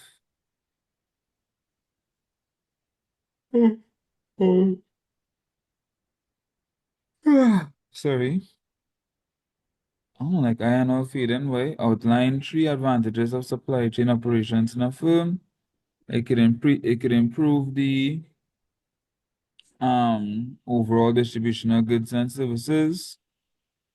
The faster delivery times could lead to better customer satisfaction, and it could lead us being more competitive. So it could improve our competitiveness. Finally, if we have proper supply chain management, it could reduce our costs.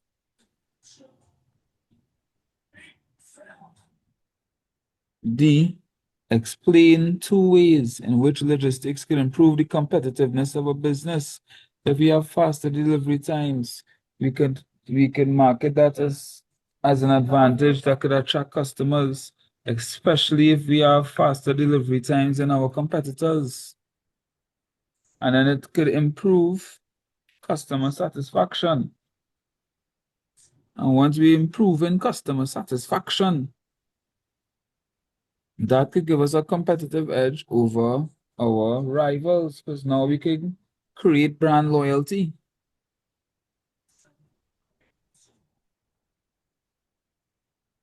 And the last question for the night. So this is what paper this is again, 2021. That's the last question for the night. And I will continue from the next set of papers I have. I won't do these papers tomorrow. I'll do the other one, and I'll upload this. List 4 social services which are provided by government. We have healthcare, we have security, we have healthcare, we have security, we have education and housing. And only got whatever this one. Housing, transportation, recreation. So when you have the parks and all those stuff. Outline 2 responsibilities of government to the citizens. They have to provide for our well-being. They have to protect us. They have to maintain law and order. We've done this question a few times now. Create education, create situation where we have jobs and employment. Describe 3 ways in which the government may assist in the development of the local business sector. We'd notice they could provide grants, they could provide low interest loans, and they could provide training and education to upcoming entrepreneurs. We've done this question already.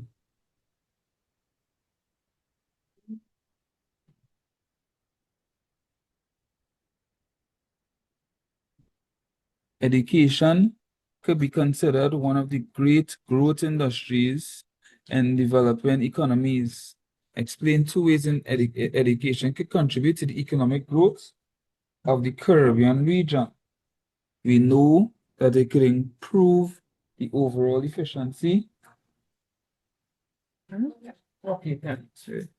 We know it could improve the overall efficiency of the workers. If they become more educated and more trained, they can become more skilled, which could improve the quality of the labor force. And it could also lead to what? People become more educated and trained. What they could do? Starts with E.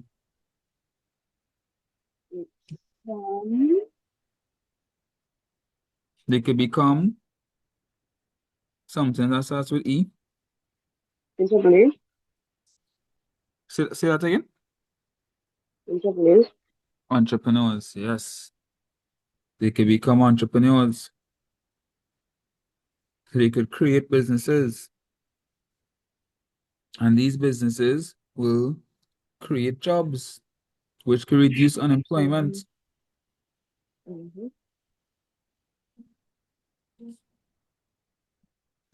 And that's the end of paper number 6. It is 9:33. I believe we could stop here. What do you all think? Yeah. It's a nice So I 6, can is it? go for one more, but if you get through it, you class tomorrow, then you just count the day. Well, in the One more. morning, around 10 o'clock, if you all can make it, I will Yeah, I can do make it. 2019 and 2016.